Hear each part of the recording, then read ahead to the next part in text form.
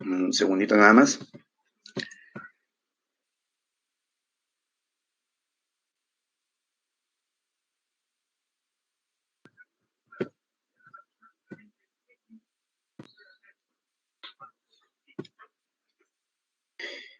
Bien, como estuvimos comentando la semana anterior, que se habló de las características generales de los seres vivos, ¿no? Mencionamos de que uno de los organismos, uno de los entes que son estudiados a pesar de no ser seres vivos eran los virus, ¿no? Ellos llevan a un nivel ni siquiera celular, era un nivel subcelular, específicamente supramacromolecular. Y esto debido a que estaba formado por un ácido nucleico que estaba envuelto o protegido por una capa de proteínas, ¿no? Entonces no era célula, pero se le estudiaba por dos razones importantes. En primer lugar, como lo estamos evidenciando el día de hoy con la realidad, el hecho de que causa enfermedades no solamente a los humanos, sino que también suele causar enfermedades a las plantas, ya que inclusive el primer virus que se descubrió fue el denominado virus del mosaico del tabaco, ¿no? Y a los animales también. ¿Quién no ha tenido ahí una experiencia lamentable cuando nuestro perrito ha tenido parvovirus, por ejemplo, o distemper, ¿no? La gripe aviar que conocemos en las aves, como el moquillo que le dan nuestros pollitos, que alguna vez hemos jugado con ellos, ¿no? Y así, por el estilo, ¿no? A veces vemos que nuestros gatos se resfrían y los perros también y les colocan ahí a veces unos limones en el cuello, ¿no? Entonces, además de atacar al hombre, ataca animales, plantas, inclusive ataca bacterias, estos virus. Entonces, por ahí es la razón de su estudio, ¿no? Imagínense si no se hubiese estudiado un virus, ¿cómo estaríamos ahora? Este virus, el coronavirus, apareció hace un año, en el Perú nos comenzó a afectar a partir del mes de marzo, tenemos 10 meses con el virus, ha muerto muchísima gente, sin embargo todavía no se consigue una vacuna, salvo la que se está manejando ya, ¿no? De una manera muy acelerada, ¿no? Rompiendo los estándares normales que implican elaborar una vacuna real, ¿no? No queda otra, porque si no se va a seguir muriendo mucha gente. Entonces, por eso el estudio de los virus. Y además, porque con el tiempo y los avances tecnológicos se pudo determinar que los virus, específicamente aquellos que atacan a las bacterias, pueden ser utilizados como vehículos de transporte de material genético, ¿no? A las bacterias, virus de interés hacia las bacterias para que en una bacteria, que si es un ser vivo sencillo, procariótico, pueda multiplicarse rápidamente de un día para otro, manteniéndose en unos cultivos adecuados, ¿no? Con las condiciones adecuadas, de tal manera que al insertarse al insertar este virus que ataca a bacterias, ese ADN de interés, ese gen de interés, ¿no? Cuando la bacteria se multiplique, multiplicará también el gen. Es lo que a veces llamamos el ADN recombinante o también llamamos lo que es la clonación molecular, ¿no? Y eso ha permitido muchos avances a nivel de lo que es la biotecnología hoy en día. El día de hoy vamos a hablar justamente de estos virus y también vamos a hablar de lo que es la teoría celular, comenzando en primer lugar con lo que es la célula procariota, ¿no? Específicamente hablar de bacterias, porque todas las bacterias son células procariotas debido a que carecen de núcleo y otras características que les voy a mencionar en adelante. Ya la próxima semana tocará el tema de la célula eucariota, ¿no? Bien, chicos, comencemos. Bien, los virus pueden ser clasificados de muchas maneras, ¿ok? Pero primero vamos a ver de la forma como están estructurados estos virus. Un virus está básicamente conformado por un ácido nucleico, ¿ya? El cual puede ser ADN o ARN, jamás están los dos, solamente está uno de los dos, y ahí radica, ¿no? En la importancia de este ente supramacromolecular. Y está rodeado por una envoltura de proteínas llamadas cápside. ¿Ya? Esto es una envoltura proteica llamada cápside, en donde las unidades que forman esta cápside son llamados capsómeros. ¿Ya? Entonces, un capsómero es la unidad que constituye la cápside. Y la cápside es la estructura que envuelve al ácido nucleico, constituyendo así a lo que se llamaría, ¿no? un virus desnudo. ¿Ok? Un virus desnudo. Un segundito. Un virus desnudo. Sin embargo, hay virus que además de, y a esta partícula viral o virus también se le llama nucleocápside, ¿no? Es una forma de decir que es una cápside con un ácido nucleico, ¿no? Nucleocápside, virus, partícula viral, virión, si quieren, ¿no? Inclusive a veces al virión se le llama la parte cuando es infectivo, o sea, cuando está en el ambiente es un virus, ¿no? Es una partícula viral, es un, es una nucleocápside, pero cuando ya está introduciéndose a la celda o causando el daño se dice que es un virión, ¿no? A veces la extensión a veces del término virión. Pero existen otros virus llamados virus envueltos.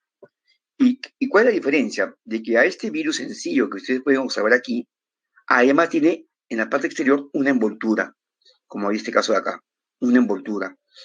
Una envoltura que está por encima de la cápside, ¿no? Que le brinda al virus una mayor protección, y al mismo tiempo le brinda, ¿no? Ciertas propiedades para, para tener un mayor poder infectivo. Muchas veces esta envoltura, donde estas estructuras negras que se han representado aquí, se venían a ser los antígenos. Esta es la parte infectiva en sí del virus. Estas estructuras de acá es algo así como si fueran unas llaves que le van a permitir a un virus, dentro de un ser vivo, encontrar células blanco, células dianas, células objetivo, que están obviamente formando parte de un tejido y a su vez de un órgano blanco, en donde van a encontrar, para mala suerte de los seres vivos, receptores de membrana que no están hechos para estos antígenos de la envoltura viral, sino que están hechos para moléculas que la célula necesita y que lamentablemente el virus coincide, como si fuera una llave cerradura, ¿no? Coincide, se fija a la célula y ahí viene todo el proceso por el cual va a causar la enfermedad, ¿no? Causar la infección. Tiene lípidos, tiene proteínas, tiene glucoproteínas, ¿no? Y es por eso que, por ejemplo, cuando nos ataca un perro rabioso, siempre se nos dice que cuando causa la herida, y asumiendo que este perro tiene virus de la rabia, se nos dice que lo que tenemos que hacer inmediatamente es lavarnos con jabón, ¿no? Y obviamente que no nos dicen por qué, pero lo que hace el jabón es justamente destruir la envoltura, la parte lipídica de la envoltura de este virus, y al quitar esta envoltura le está quitando la capacidad infectiva y por lo tanto disminuir la probabilidad de que nos cause la enfermedad, ¿no? Una vez alguien decía, me mató un perro y no encontré jabón y ya nomás me eché agüita. No, pues, ¿no? Eso es lo que se dice, por eso digo, lamentablemente no se explica el detalle. Porque si yo encuentro detergente ahí, me echo detergente. Claro que la herida me va a arder, ¿no? El detergente tiene un pH que va a incomodar, pero va a ser mucho más efectivo inclusive que el jabón. Lo mismo sucede con este coronavirus hoy en día que nos está atacando a la población mundial. Nos dicen que para protegernos de este virus tenemos que lavarnos con agua y jabón por 20 segundos por lo menos, ¿no? Para que evitar de que en las manos lleguemos hacia nuestra cara, a nuestros ojos, a la boca, a la nariz, ¿no? A este virus. Y o si no, alcohol, ¿no? Un alcohol que ahora en algunos lugares uno se da cuenta que ni siquiera es el verdadero alcohol, huele a cualquier cosa, menos alcohol, se evapora, el gel es medio mantequilloso, es decir, se está vendiendo de todo. Pero más que el alcohol, ¿no? Que cuando se mezcla con la grasa forman dos fases distintas después de que entran en reposo, más importante es el jabón. ¿Ok? Más importante es el jabón. Sí, el virus de rabia es un virus envuelto. Así es, Mireia, es un virus envuelto. No por eso la razón de usar el jabón. Entonces yo les recomendé a ustedes que más de que estén echándose alcohol por todos lados en este virus, y bueno, si te lo ofrecen no hay ningún problema, lávate con jabón, ¿no? O sea que acá nos damos cuenta que la higiene es muy importante. A mí cuando se me hizo la pregunta en un principio sobre este virus, mucha gente no me tomó en serio cuando yo dije que era un virus que tenía que ver mucho con higiene, ¿no? Y que si uno mantenía la higiene simplemente jamás se iba a infectar. Y obviamente que nadie me creyó, ¿no? Me dijeron que yo no entendía muy la cosa, que estaba menospreciando el virus, ¿no? Realmente es la higiene, chicos. Vamos a tener un capítulo en las últimas semanas de clases sobre la higiene y se van a dar cuenta qué tan importante es la higiene en la vida de uno. Hoy nos han enseñado a que tenemos que taparnos la boca o la nariz al estornudar, o el antebrazo, de cualquier otra manera, usando un pañuelo, que muchos lo han dejado de utilizar, ¿no? En épocas pasadas, en los colegios existía un manual, el manual de Carreño, que era el manual de humanidad y buenas maneras y buenas costumbres, que te decía hasta cómo tenías que caminar por la calle, ¿no? Y entre ellos también te hablaba de la higiene y el comportamiento. Y el uso de pañuelo no solamente para limpiarse la nariz cuando uno estornuda, ¿no? Lo normal es que uno tenga dos pañuelos, lo normal, un pañuelo para el uso de la nariz o el estornudo y un pañuelo para brindárselo alguna vez a una dama que lo necesite. No, eso siempre me dijo mi padre. Y hay casos extremos que hay gente que yo he visto de mi promoción de colegio inclusive que usaba tres pañuelos, escasísimos, ¿no? Uno para una emergencia cualquiera, uno para brindarse a una dama en un momento de disolución, qué sé yo, y uno para no usarlo por la nariz. Entonces, hoy en día casi nadie usa pañuelo, ¿no? Eh, no es que el alcohol que te echas de la mano debilite el pH, lo que pasa es que el alcohol lo que tiende a hacer en nuestras manos es quitar un poco la grasa que tenemos. Ya, no sé si han dado cuenta, pero por ejemplo en mi caso, en mi celular lo abro con la huella digital, ¿no? Y a veces a la panadería, a la tienda, al centro comercial o al banco donde voy me echan alcohol de todo tipo y de toda marca. Entonces, tanto alcohol recibe me pone manito que cuando quiero yo poner mi huella digital en el celular ya no puedo, me demoro. Entonces, ¿qué sucede? Que nosotros tenemos en las manos, por ejemplo, surcos que forman crestas, ¿no? Las papilas dactilares, lo que va a determinar ante una impresión nuestra huella digital, que es lo que reconoce el celular. Y eso está formado de piel y hay grasa. Entonces, ¿qué sucede? Que cuando tanto alcohol nos vamos echando, lo que está atacando es prácticamente nuestra propia grasa, ¿no? Entonces, disminuye la altura de la cresta, entonces la cresta se pone muy similar a los surcos y se ve como una mancha, entonces ya no se detecta nuestra huella. No, no sé si les ha pasado, ¿no? Y obviamente, no tanto el pH, ¿no? Pero sí reseca la piel también, entre otras cosas. Pero sigamos con lo que es el virus un ratito. Bien, entonces tenemos dos tipos de virus, desnudos y envueltos, basándonos en si es que carece o tiene envoltura. Esa es una forma de clasificarlos. La otra es, como decía, según el ácido nucleico. Entonces están la familia de virus ADN y la familia de virus ARN. Como ejemplos, tenemos, por ejemplo, que entre los virus ADN está el virus de la viruela, la varicela zoster, herpes, hepatitis B. ¿No? La viruela es una enfermedad que prácticamente ha desaparecido, se logró controlar. Se dice que el virus todavía está guardado en un laboratorio, pero ya no hay casos de viruela. La varicela zoster sí existe todavía la varicela. Es más, el año pasado hubo una epidemia muy rápida de varicela con una nueva variante. Las heridas cutáneas que causaba esta varicela siempre eran pequeñas y estas fueron mucho más grandes y más agresivas, ¿no? Dañaron a mucha gente en la población infantil.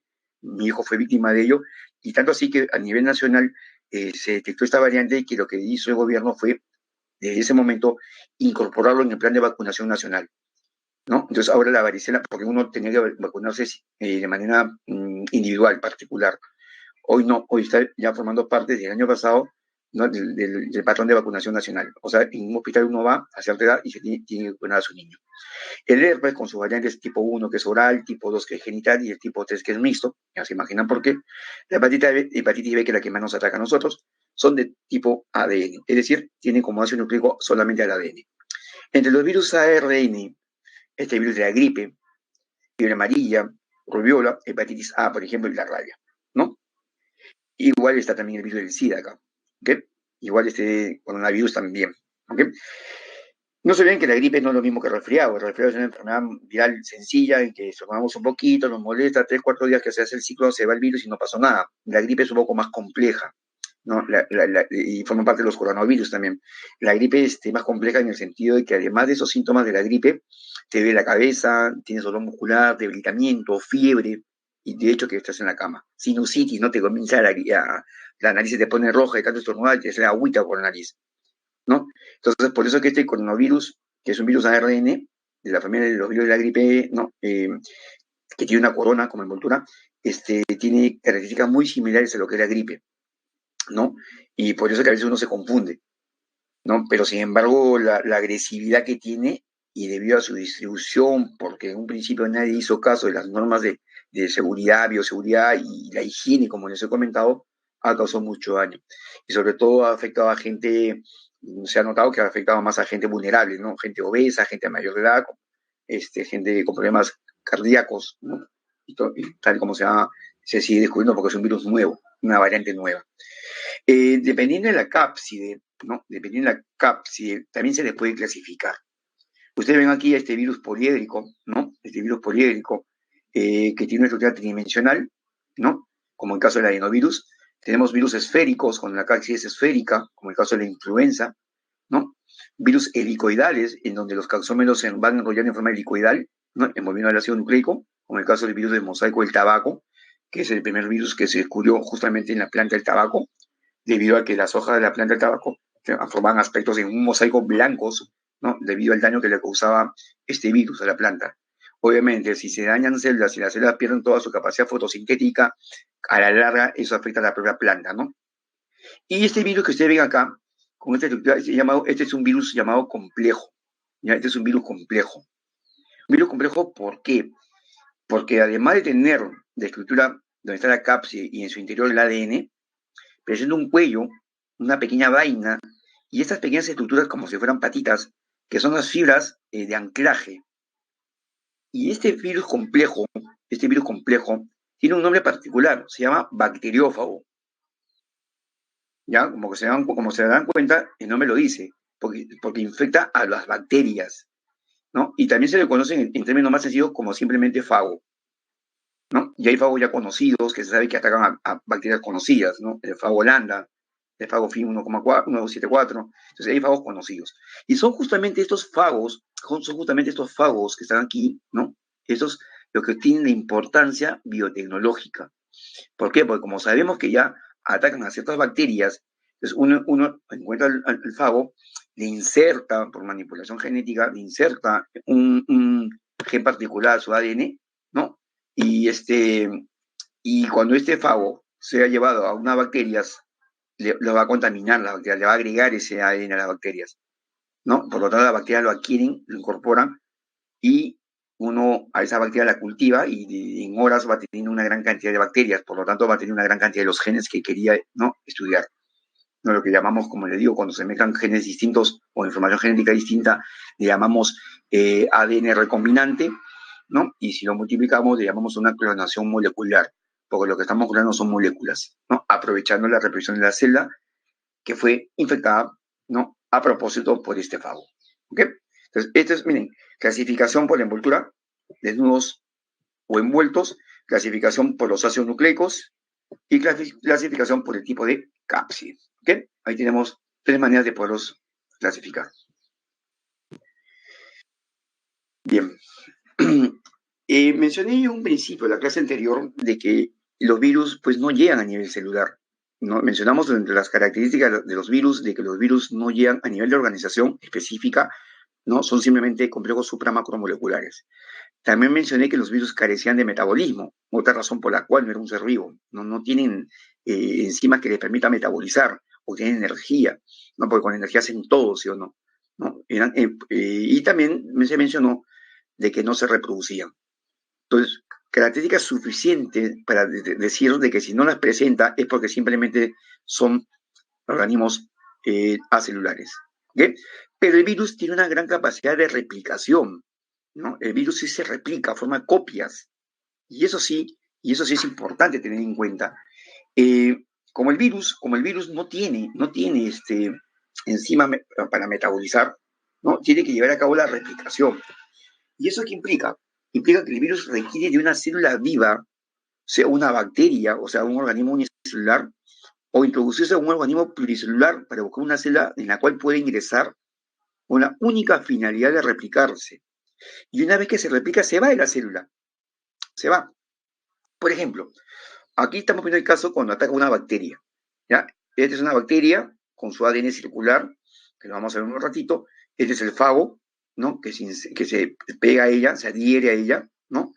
Y lo que hace es, en la primera etapa, que es la absorción o fijación, ¿no?, a la célula, y luego le está inyectando, ¿no? Le está inyectando, en este caso, como estamos viendo, el ADN viral.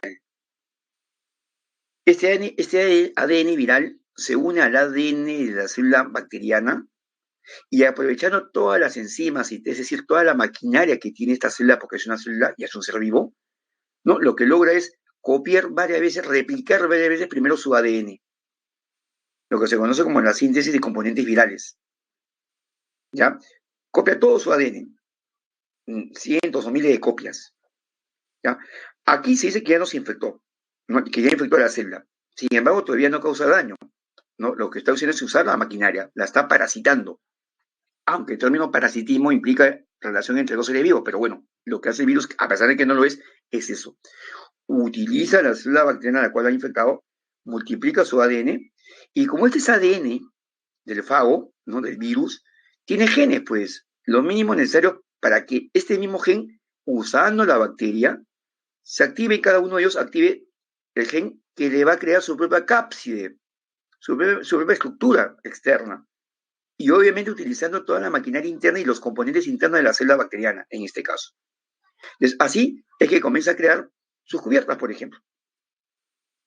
Y una vez que ya ha creado todo eso, ahora se ensamblan dentro de la célula y todavía no le causa daño, ¿eh?, pero se están ensamblando ahí.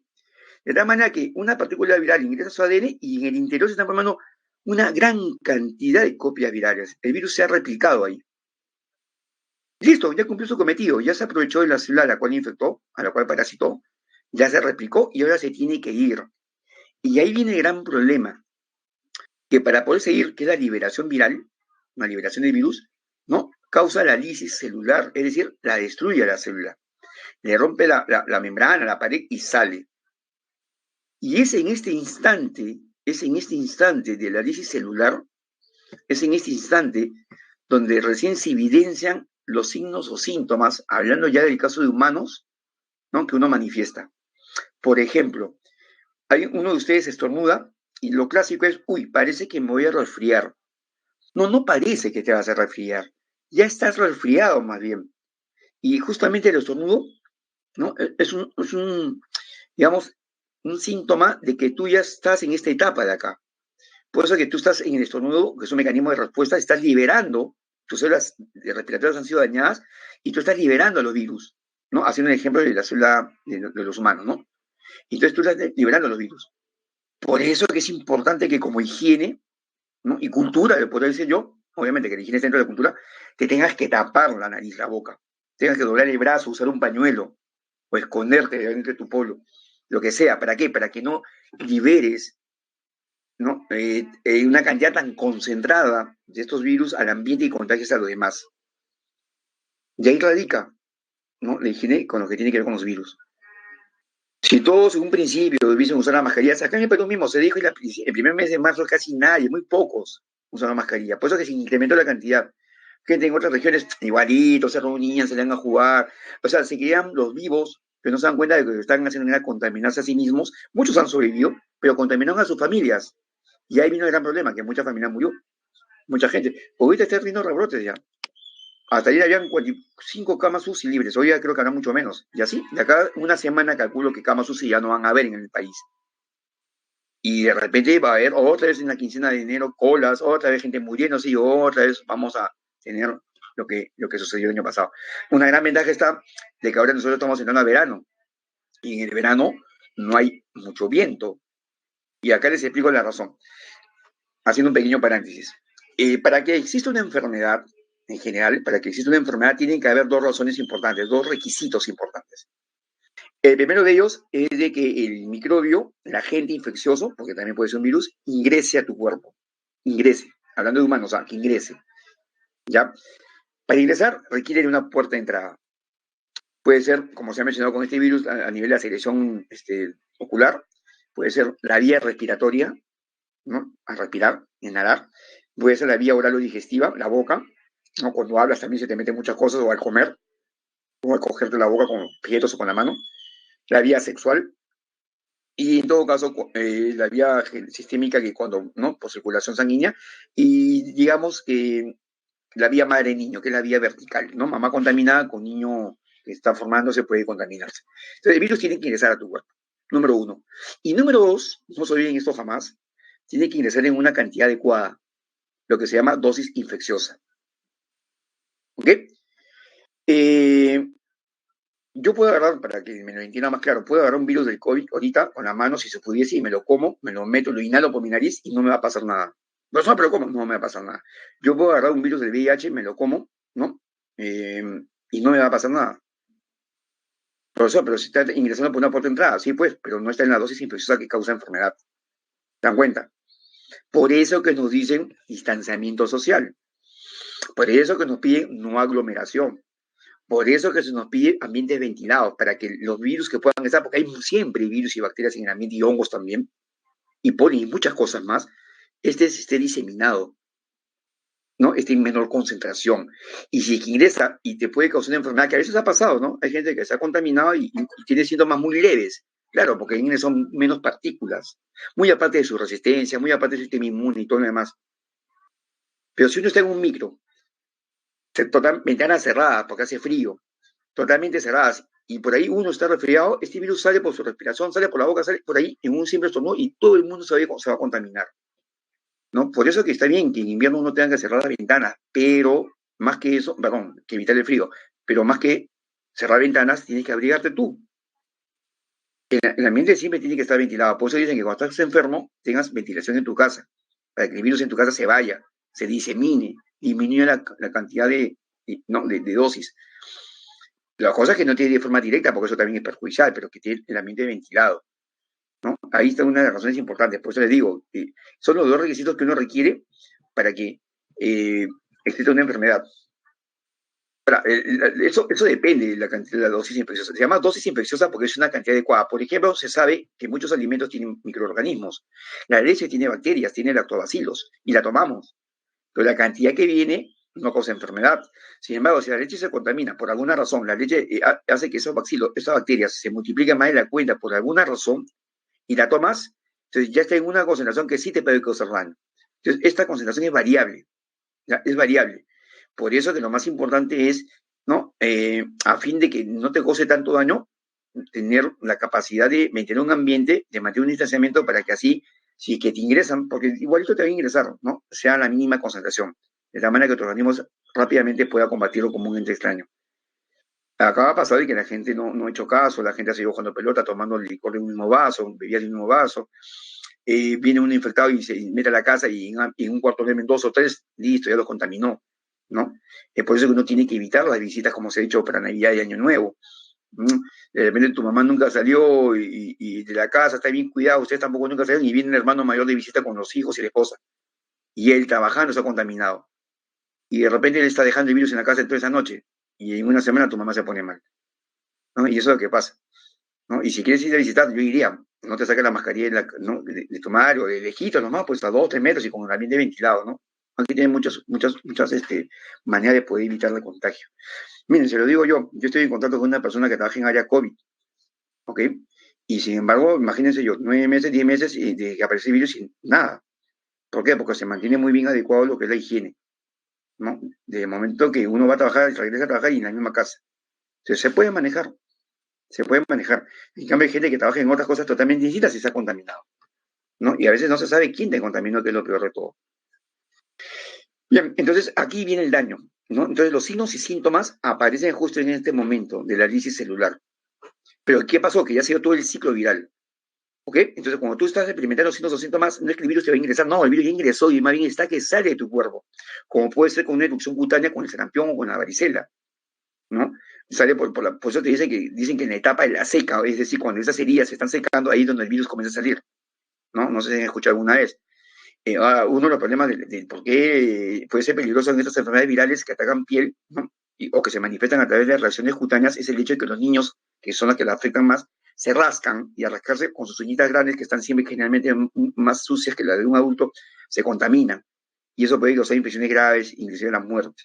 No, por eso que muchas veces sugieren que a los niños que tienen estas enfermedades, sarampión, varicela, y que les va a picar, no porque la piel se estira, se forman ampollas, se cortan las uñas o eviten rascarse, cosa que es bien complicado, ¿no? Pero yo creo que con uñas cortaditas y una buena higiene chiquititos, inclusive no pasaría absolutamente nada. Bien, en otros casos, digamos, si el virus es un fago, ¿no? Este es el ejemplo de un fago, ¿no? Pero el ciclo de replicación es similar para todos. En otros casos, si el virus se trata de un virus envuelto, cuando se está yendo, cuando sale de la célula y la va a romper, ¿no? Se lleva parte de la membrana celular de la célula a la cual infectó. Entonces se dice muchas veces que uno puede saber a través de la envoltura de un virus de qué célula humana o qué célula salió, ¿no? Se replicó y salió, ¿no? Entonces le llaman a veces gemación, ¿no? Ahora, hay casos que uno dice, ¿cómo un virus, cómo soy portador? ¿No? No he hecho la enfermedad, pero soy portador. Claro, eres portador porque se detecta su presencia porque sale positivo en una prueba, pero no hace síntomas, no hace síntomas justamente por esta razón, porque el virus se replicó y se quedó aquí y no salió de tu célula, no que te causó daño. Entonces tú no tienes ni signos ni síntomas, pero tienes al virus. ¿Ok? Y no hace la enfermedad. Pero tú estas células las puedes transmitir a otras personas. Y en esas personas sí puede ocurrir la lisis celular y sí pueden hacer la enfermedad. Ese es el gran problema de los asintomáticos, de los portadores. Porque no saben que tienen el virus, sobre todo los asintomáticos, no saben que tienen el virus, ¿no? Y lo están soltando por todo lado, ¿no?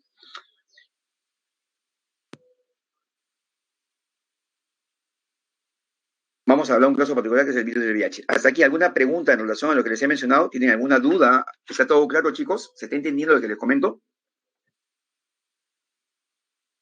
Le voy avanzando mientras preguntan.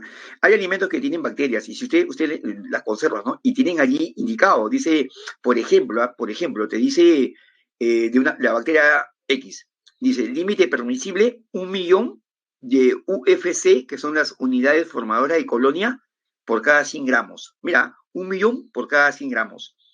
Y la lata tiene 500 gramos.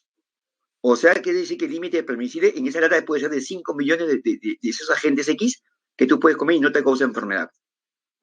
Pero si por alguna razón ese alimento se contaminó en el proceso de envasado, ¿no? Y lo notas, tú sabes tú cómo, cuando la lata está hinchada en las ambas tapas, si se hincha un poco, no lo consumas, porque en esa condición anaeróbica algo está pasando y el organismo se ha multiplicado.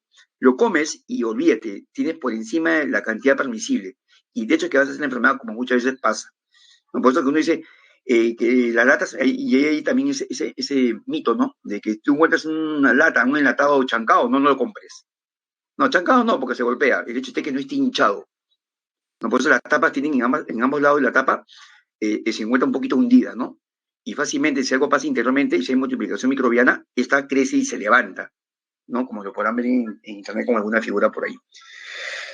Bien, qué bueno que estén entendiendo, chicos, porque hago el mayor esfuerzo con los ejemplos y casos reales que les comento. Me encanta hacer esta parte porque es interesante. Bien, hablemos del virus, el VIH, el virus de la inmunodeficiencia humana que causa, ¿no? El SIDA. El SIDA es la enfermedad, el que lo causa es el VIH. El SIDA significa síndrome, o sea, un conjunto de cosas, de inmunodeficiencia adquirido. O sea, que lo adquieres y te causa una inmunidad deficiente. ¿Y por qué? Porque miren qué pasa con los virus ingresan a cada rato por nosotros. A cada rato salimos a hablar por la calle, estamos hablando en un ambiente determinado. Y un docente que está haciendo clases todo el día en un aula está ingiriendo virus por todos lados, de todos ustedes.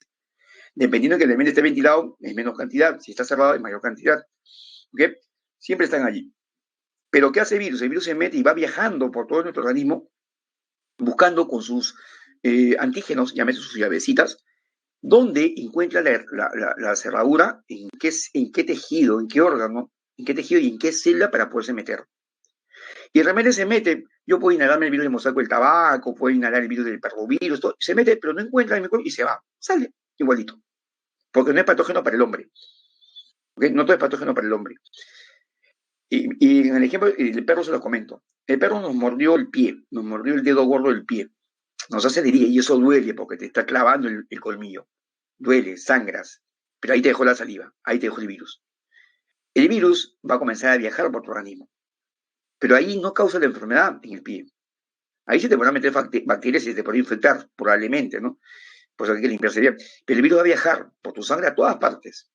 Y lamentablemente, encuentra estos receptores que le permiten fijarse, ingresar y replicarse a nivel del sistema nervioso. Imagínense. Igual, el virus de hepatitis. Uno dice que lo puede contagiar por vía sexual. Uno dice, pero ¿cómo va a viajar, digamos, un varón a una chica? Por el semen, pero ¿cómo? Si está ahí en la vagina, en el útero, o sea, ¿cómo? Viaja, pues. Es un virus, es chiquitito. Mira, se atraviesa todo y sigue viajando y justo llega al hígado y en el hígado es donde te causa la enfermedad. ¿Se dan cuenta? ¿Por qué? Porque para ese virus de la hepatitis, su órgano blanco era el hígado. Pero a veces ingresan por muchos lugares y si no encuentran los receptores se van. O van buscando hasta donde lo encuentran. ¿No? Entonces, ¿qué es importante? Evitar que ingresen. ¿Cómo? Higiene, ambientes ventilados, distanciamiento social, ¿no? Nosotros tenemos muchas malas costumbres, ¿no? De siempre, ¿eh? Que es cuestión de higiene, ¿no? Yo he discutido con mucha gente que dice, no, pero eso se me ofreció a mis amistades.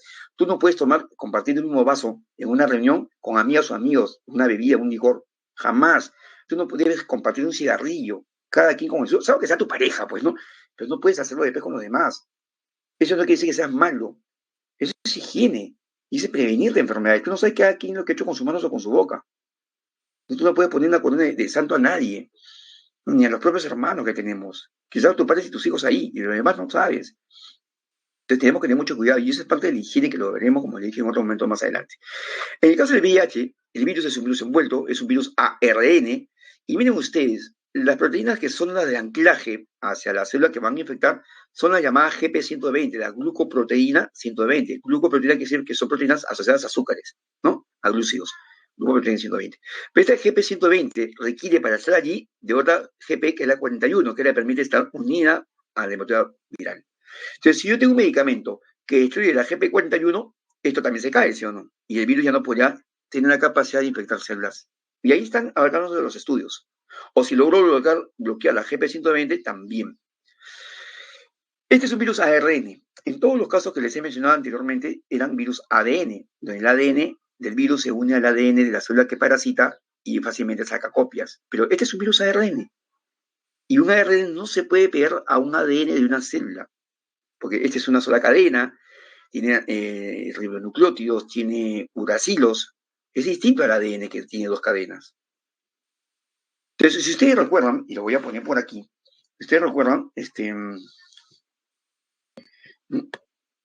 nosotros tenemos al ADN, ¿no? El cual se transcribe en una molécula más sencilla llamada ARN, y la cual se va a traducir en una determinada proteína. ¿Ok? Lo que nosotros le llamamos, abajo, bueno, le llamamos el dogma de la biología, ¿no? Y acá está la proteína.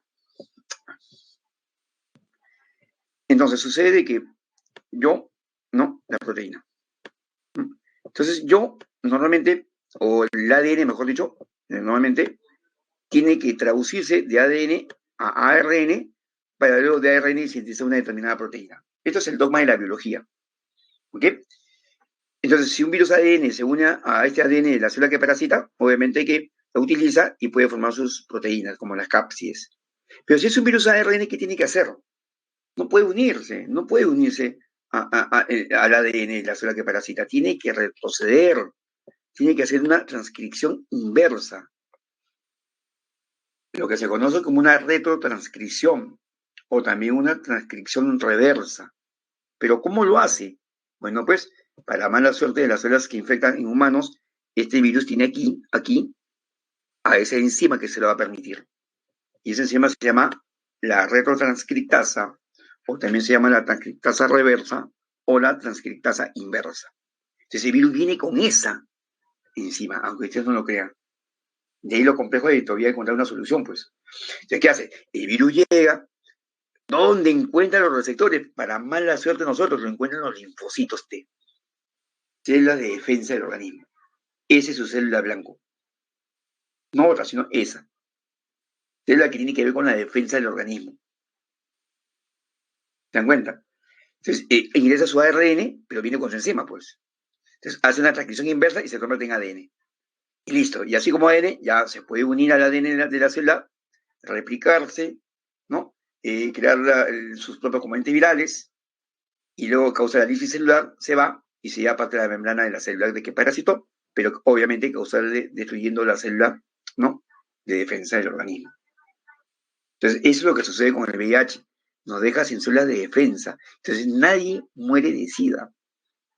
La gente muere por el SIDA de un resfrío, por el SIDA de una gripe, por el SIDA de tuberculosis, por el SIDA de mucosis, porque lo que te hace, de micosis, porque lo que hace el virus del SIDA es dejarte sin defensas. Y esto es cierto, ¿no? Más que, y así pasó al principio, ¿eh? Todo el mundo, años de edad que tenía así, todo el mundo se apartaba. ¿Cuántas películas interesantes salieron sobre eso, ¿no? Más bien, la persona que tiene VIH es una persona que tiene que esconderse de los demás, pues no tiene defensas.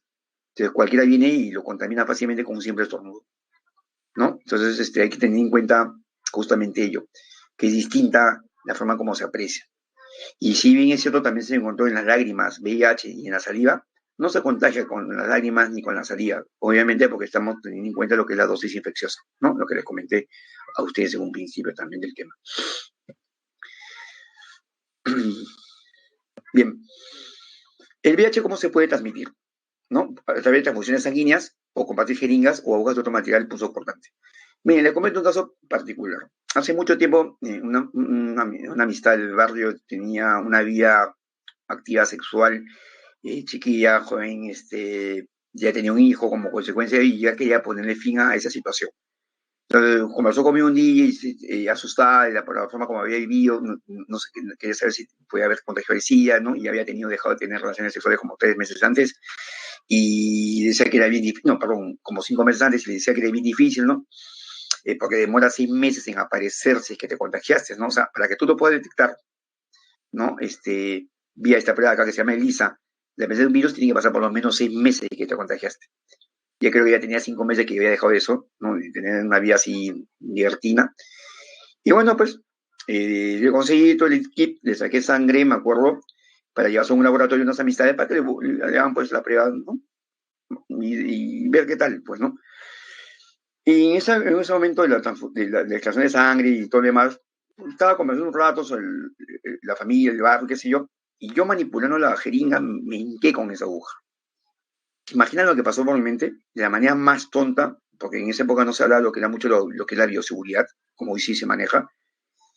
Obviamente que yo no llevé esa prueba para que le saquen una prueba, le mandé a mis amistades, le pedí que le sacaran 100 pruebas, sabía si por haber, ¿no? Y obviamente que salió negativo, pero igualito, tuve que esperar un siguiente tiempo adecuado, ¿no? Para que sacaran nuevas pruebas y obviamente yo tuve que restringirlo. Yo era una persona que ya estaba comprometida, tenía una familia, tuve que meter en 10.000 pretextos por la brutalidad que había cometido a fin de evitar un probable contagio, ¿no? Entonces, no solamente esto fue un accidente, como muchos accidentes han ocurrido. Yo me acuerdo que en una universidad privada que enseñaba enfermería, una alumna contaba de que estaba haciendo sus prácticas preprofesionales, le estaba sacando sangre a un paciente para, ¿no?, hacer una serie de pruebas y sale con la jeringa levantada, gira a la derecha, vino otra compañera, se le cruza y le clava la aguja. La chiquilla que se clavó se asustó, se puso a llorar, la otra no sabía qué hacer, le querían pedir permiso al señor para hacer la prueba adicional, el señor no quiso, y un escándalo fue. A la chiquita te iban a botar de la universidad por no haber manejado la bioseguridad, ¿no? Y lloraba y nadie decía nada, hasta que la jefa del área se dio cuenta, y esto que inicialmente comenzó con el tratamiento, ¿no?, antiviral, y obviamente que eso quedó registrado, ¿no? Y hizo una suspensión de la universidad por los alumnos que no habían manejado bien la bioseguridad. Suele pasar, hay accidentes a nivel del área de salud, sobre todo, ¿no? Hoy han disminuido definitivamente porque lo que es bioseguridad se maneja muchísimo. Otra manera es la madre infectada que la transmite al niño, ¿no? Porque la madre lo alimenta al niño con la sangre, o sea, ahí hay una mezcla de fluidos madre-niño. Pero también le cuento un caso interesante. Yo hace 3 años tuve una conferencia con unos médicos que provenían de esta institución llamada Médicos Sin Fronteras, y el médico que hizo la exposición sobre el VIH decía de que él venía del África, que había trabajado 100 meses allá, y que habían logrado que el contagio de madre VIH positivo sea cero hacia sus niños. ¿Cómo así? Que se hizo una campaña masiva de que aquella mujer que era VIH positivo y tenía a su esposo, su pareja, ni bien demuestre, compruebe que estaba embarazada, inmediatamente tenía que notificarlo a fin de hacer tratamiento con antivirales, específicamente los retrovirales. ¿Por qué retroviral? Les explico. Los antivirales son medicamentos que sirven para disminuir los síntomas de los virus, ¿no? El Panadol, creo que es un antigripal, es uno de ellos, por ejemplo, ¿no? El Contrex. Y el Contrex te lo dice claramente, ¿no? Alivia 10 síntomas de resfrío. Congestión nasal, lagrimeo, secreción, bla, bla, bla, bla. ¿No? No mata el virus, porque el virus no tiene vida. ¿Ok? Pero cuando hablamos de un virus, virus ARN, ¿no? Y que tiene que pasar a ser ADN para lograr infectar, entonces estamos hablando de virus, de retrovirus. Entonces ahí hay un grupo de medicamentos muy aparte, muy específicos, son los retrovirales, ¿no? Entonces a estas mujeres embarazadas le daban retrovirales. El aciclovir es uno de ellos, ¿no? Y han logrado disminuir a cero la tasa de contaminación de madre VIH positiva a sus niños. Qué interesante es esto, porque a pesar de que estamos hablando del África, donde la condición económica es terrible, la alimentación también, las mamás han puesto, que les digo, han establecido de comunicar inmediatamente los embarazos y han logrado que sus niños nazcan, ¿no?, sin el VIH. Cosa que no pasa en el mundo entero, en los países europeos ni en Sudamérica, imagínense, ¿no? Qué bueno que hayan hecho esto allá. Y obviamente, de otra manera, la relación sexual sin protección. Nadie sabe la vida de nadie. No, que esa chica es de su casa. Sí, tú puedes creer que es de su casa, tú puedes creer que es una santa. Pues nadie sabe porque tampoco te lo muestran. Puede haber tenido su pareja, se enamoró tontamente y nunca tuvo protección, el tiempo la contaminó, la chica no hace síntomas, termina con el chico, pasan 6 meses, 7 meses, la chica no manifiesta síntomas, de repente por ahora al año está con otra pareja, sin protección y listo, lo contaminó al otro tipo. Cuando el chico se da cuenta que está contaminado y le dice a la chica lo maltrata todavía, ¿no? ¿Con quién te habrás metido? Cuando ella fue la que lo contagió.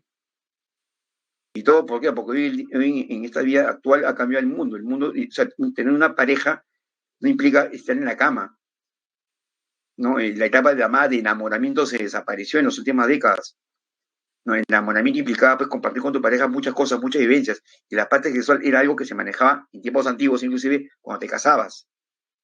En tiempos semi-modernos, cuando pasan años de conocer bien a tu pareja, a la familia, y ya has aceptado, y por ahí ya maduro, adulto, con la capacidad de asumir responsabilidades, lo podías hacer. Hoy en día es una cosa de juego. Hoy en día ya está con alguien, y toman un trago y vamos a la cama, vamos, pues. Lo ves en televisión, ¿no? Y nadie usa un preservativo, nadie se cuida. Entonces, por eso que ahorita no se le decía, pero ¿cuánta gente sigue muriendo? ¿no? Como también mucha gente muere, sigue muriendo de dengue y tampoco se maneja hoy en día. Estamos solamente hablando, estamos en modo coronavirus. Lo que nunca se va a transmitir, por lo que ya les mencioné, es a través del aire o del agua, ni en una piscina, sobre todo que en la piscina le metes cloro, ¿no? A la piscina. Mediante la salida, ya te dije por qué, el sudor, las lágrimas, ¿no? O los besos en la boca. Tampoco, ya se comprobó que no. Y esto por la dosis infecciosa que se ha manifestado. Menos a través de tus mascotas o insectos como los zancudos que pican a una persona y le chupan sangre, y menos pues a combatir el inodoro, ¿no? Que antes se pensaba que sí, ya se comprobó que esto para nada, no hay una dosis infecciosa adecuada. Aquí sí la dosis infecciosa es terrible, no es terrible, porque con una jeringa estás inyectando miles de partículas virales, al igual que una mala niño que combina la sangre o el llevar la relación sexual. ¿Qué pruebas se utilizan para el VIH, por ejemplo? Hay una prueba inicial llamada la prueba de ELISA. La prueba de ELISA es una prueba, es la llamada prueba rápida, ¿ya? Que ustedes están escuchando. La prueba rápida, ¿qué hace? Verifica en una persona la presencia de anticuerpos. Los anticuerpos son proteínas de defensa que se forman para defenderte de un ataque, de una infección. Siempre se forman. Entonces, si yo me hago una prueba de ELISA ahorita y sale negativo, es porque no tengo ninguna enfermedad. Se acabó. Listo, no tengo ninguna. ¿Ok? Es una prueba presuntiva. Pero ¿qué pasaría si me sale positiva? Eso tampoco quiere decir que tenga SIDA ni que tampoco tenga coronavirus. No, hay que ver qué enfermedad es la que tengo, pero que se ha hecho está de que tengo una enfermedad. Para el caso del SIDA en particular, si te sale positivo recién pasas a la siguiente prueba. Recién, no es necesario hacerla de antemano, como muchos creen, que es la llamada Western Blot, lo que la conocen ustedes como la prueba molecular. Y aquí sí te va a decir, ¿no? Ante la presencia de qué agente es que ha aparecido este anticuerpo. Y esa es definitivamente la prueba confirmatoria. Pero ¿por qué no hacemos la prueba confirmatoria de una vez? Porque ¿para qué gastar en algo porque esto cuesta? ¿No? ¿Para qué gastar en algo si en un principio lo puedes saber? No hay que vivir un paso, no, que tú tienes que ser positivo, decir que no pasa nada contigo, ¿no? De algo así como las pruebas rápidas y las pruebas moleculares. ¿Ok? Bien. Western Blot, no se olviden. Hay la Southern Blot y hay unas variantes dependiendo si estudias ADN, ARN y qué sé yo. O proteínas, como en este caso.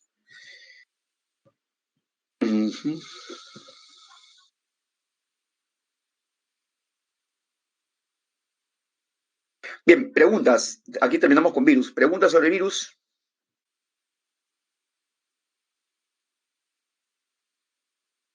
A ver, antes de que entremos al pequeño descanso.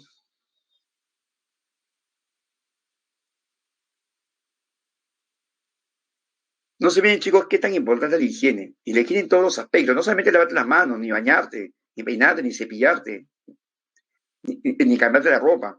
La higiene está en todo sentido. Tú no puedes obtener el vaso de otra persona. No puedes agarrar prendas de otra persona. Así sea tu hermana, tú no puedes usar sus sandalias, ni su toalla. Con tu pareja es distinto porque con tu pareja tú convives tiempo y ya tienes, los microbios que ya tienes, lo tienes tú y listo, tu novia, tu esposa, ¿no? Listo, ni siquiera con los hijos mismos, ¿no? Porque ahí también es un vínculo de donde prácticamente los dos se convierten en uno solo, pero con las demás personas sí. Tú no sabes qué hace tu hermana en la calle, como para que te ponga su ropa de baño, te ponga sus medias, tus sandalias, use su desodorante, su cepillo de dientes, ¿no? La GP41 es la proteína que se une a la envoltura del VIH y a la vez sostiene a la GP120, que es el antígeno que se une al receptor de las células. Si yo saco la GP41, la GP120, ¿dónde se va a apoyar? No se apoyaría, tampoco estaría ahí y por lo tanto también perdería su efectividad. Es por eso que los fármacos que se están buscando es justamente a ese nivel. Otra forma de evitar el daño por el SIDA es también evitar que esa transcriptasa, esa enzima que tiene el virus, sea activa, ¿sí o no? Inactivarla. Miren, hay una cosa que es increíble, chicos. Se sabe que el virus del SIDA muere con el cloro, con la lejía. Pero nadie puede tomar lejía, pues nadie puede inyectarse lejía a la sangre porque te matas. Igual pasa con las bacterias de la boca, las que causan las caries. ¿No? En agua caliente hervida, mueren. Nadie tendría caries. ¿Quién se va a meter a la boca hervida? Pues agua caliente. Nadie, porque te quemarías. ¿Se dan cuenta? Entonces hay cosas que uno ya conoce, pero ¿cómo logras de que no cause daño en la persona que la tiene, pues? ¿Mm? No, fagos, no grafos, los bacteriófagos, fago de comer bacteria, ¿no? Los bacteriófagos solamente atacan a las células bacterianas, ¿no? Y no a todas, ya depende, como les dije hace un momento. ¿no? Para que un virus se acople a una célula y pueda replicarse, requiere de que tenga la cerradura, llámense el receptor, que dicho sea de paso, no está hecho para que el virus ingrese, está hecho para capturar moléculas, las reconozca y las ingresa a la célula que las necesita. Lamentablemente los virus han ido cambiando, mutan a cada rato, y hay un momento en el cual esa estructura encaja, engaña a la célula, se mete de manera educada, y adentro la utiliza y luego se va por la puerta falsa, destruyéndola, ¿sí o no? Obviamente, y que sale replicada en mayor cantidad y por eso se mantiene en el ambiente. Miren cómo hemos logrado controlar la viruela, ¿no? Entonces, se puede controlar. ¿Cómo se puede controlar el coronavirus? Sin necesidad de que salga una vacuna, con que la gente esté en distanciamiento, que la gente use la mascarilla, que se lave las manos, que cada quien sabe, claro, es complicado llevar tu jabón, pues, en la calle, ¿no? Me llevas tu alcohol. Yo he visto gente que se pone guantes, pero con ese guante se agarra de todo y con ese guante te da la moneda y con ese guante te da el pan que tú estás comprando. ¿De qué sirve usar el guante? Está más cochino que otra cosa. Es higiene, chicos, higiene, ya le dije, y simplemente higiene.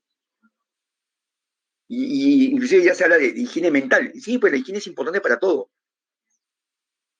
Ciclo líquido, ciclo licogénico, ¿no? Lisogénico, sí, por aquí estuvo, no lo mencioné como tal, pero hay el ciclo líquido, ciclo licogénico, lisogénico. A ver,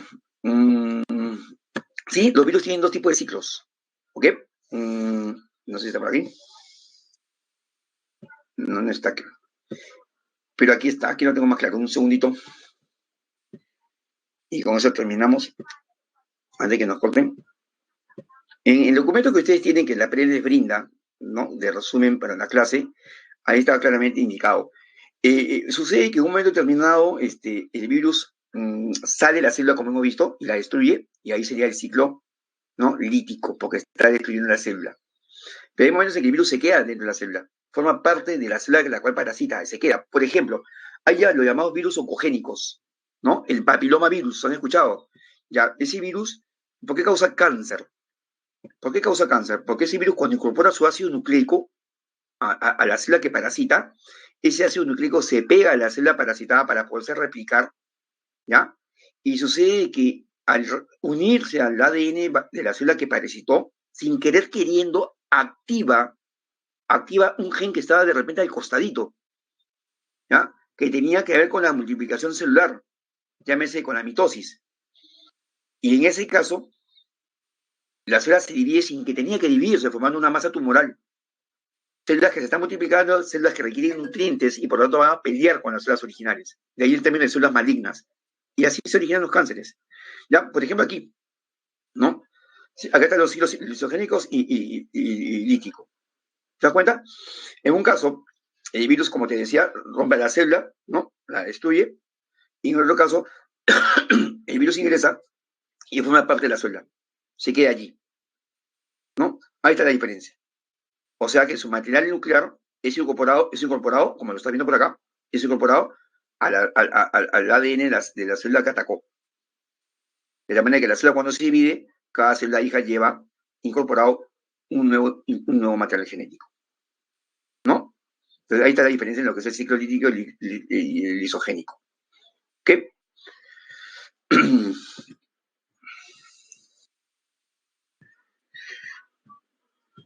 Bien.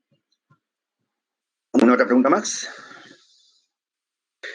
¿Qué es la apoptosis celular? La apoptosis es la muerte celular programada.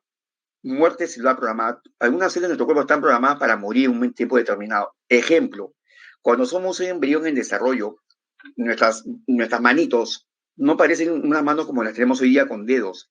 Entre el dedo y dedo hay una membrana, parecería la patita de un pato, ¿ok? Entonces llega un momento determinado que las células que están formando esas membranas interdigitales comienzan a morir de forma sincrónica, ¿no? Ya están programadas para morir, y al morir hacen de que aparezcan los dedos. Igual pasa en los ojos, nosotros no tenemos párpados, está totalmente cerrado, es único, pero en un momento determinado del desarrollo embrionario, una línea de células de los ojos, de los párpados, comienzan a morir de forma programada, apoptosis, y hace que los párpados se separen en superior e inferior. ¿Ok? Así, esa es la apoptosis. ¿Algunos virus provocan cáncer? Por supuesto que sí, los llamados virus oncogénicos, ¿no? Oncogénicos. Y como te digo, no es que, o sea, un cáncer se origina por tres fuentes: física, química, biológica. Física puede ser, por ejemplo, exponente al sol, ¿no? El cáncer de piel. Te pones al mediodía, la luz ultravioleta penetra, te causa mutagénesis ¿no? Y por ahí se activan genes de multiplicación celular, cáncer. Agentes químicos, el formaldehído, por ejemplo, ¿no? Que después tenga el humo del cigarrillo. Agentes biológicos, los virus opogénicos, ¿ok? Y el papiloma virus es uno de ellos, ¿no? Entonces, pero no es porque yo le voy a causar cáncer, no, sino que activan genes. Las mutaciones hacen eso, activan genes. La división celular se da por circunstancias que requiere el organismo. Bueno, por ejemplo, un embrión en desarrollo, ¿no? Por ejemplo, la cicatrización. Pero sucede que en un momento determinado la célula se divide de la nada. Entonces ha recibido una influencia externa que está haciendo que se multiplique. Si eso no se detiene, ¿no? Y como nos ha pasado, no sé si muchos de ustedes han visto que en su cuerpo de repente les ha aparecido una pequeña carnosidad, ¿no? Un pequeño tejido, hay un bultito de tejido. Eso es un pequeño tumorcito, pero benigno. Hubo algo que activó al gen que hizo que se dividiera, ¿no? Con una pitita uno lo va ajustando hasta que lo va a separar o con cauterización. El problema está cuando es interno no lo ves, ¿no? Y cuando tú no has evitado esos agentes y obviamente pues te has vuelto predispuesto a que a genes se activen y comienzas a tener una multiplicación celular inadecuada. Bien, bien chicos, regresamos en unos 14 minutos y ahora un minuto, ¿ok? Vayan a su descanso, ya estamos en tiempo de descanso, ya me pasó un minuto creo. ¿Ok? Regresamos entonces, cuídense. Bien, jóvenes señoritas, continuamos. Leí por ahí una pregunta que hablaba sobre las carnes. No es que esté obviando las carnes, lo que pasa es que yo he hablado de los agentes, los tipos de agentes que causan cáncer, los agentes físicos, químicos y biológicos. Y he puesto un ejemplo en cada caso. Para terminar con el tema, las carnes rojas, sobre todo cuando son eh, químicamente manipuladas y sobre todo cuando son llevadas al calor, al excesivo calor, generan unas sustancias químicas llamadas nitrosaminas, ¿no? Y son esas las que suelen tener complicaciones a nivel de cáncer. Por eso que cuando uno come carnes, no hay que quemar, o sea, las carnes rojas no son muy adecuadas y al mismo tiempo no hay que cocinarlas tanto. No esa es la sugerencia que se da. No se olviden que hay algo que sí es cierto, ¿no? Todos los extremos siempre causan daño. O sea, me puede gustar el chicharrón de chancho, qué bacán, lo puedo comer una vez al mes, perfecto. Igual que puede la brasa, ponerme pellejito, pero no continuamente, pues, ¿no? Porque eso incrementa las probabilidades de que tengamos alguna patología. Y ahí leí un artículo que me han sugerido verlo, lo voy a hacer después, ahorita no se puede, lamentablemente por la clase, si no, no, el tiempo no nos da. Y ya lo comentaremos después, ¿bien? Bien, habla de la teoría celular, ¿no? Como segundo punto. Ya dejamos un rato los virus de lado. Matthias Schleiden, Theodor Schwann, Rodolph Virchow y August Wiesmann, de alguna manera trataron algunas frases muy célebres de acuerdo a lo que eran los seres vivos, ¿no? A nivel celular. Por ejemplo, Matthias Schleiden, que era un botánico, decía que los cuerpos de todas las plantas estaban formados por células. Lo mismo dijo luego Theodor Schwann, ¿no? De ahí sale el nombre de la célula de Schwann en el tejido nervioso, cuando decía que todos los cuerpos de los animales estaban formados por células. Entonces, prácticamente todos los organismos vivos estaban formados por células, ¿no? Virchow que decía que solo pueden aparecer nuevas células por división de las preexistentes, ¿no? O sea que no quería eso de la generación espontánea. Y Bisman decía que todas las células que viven actualmente se remontan a los tiempos más antiguos.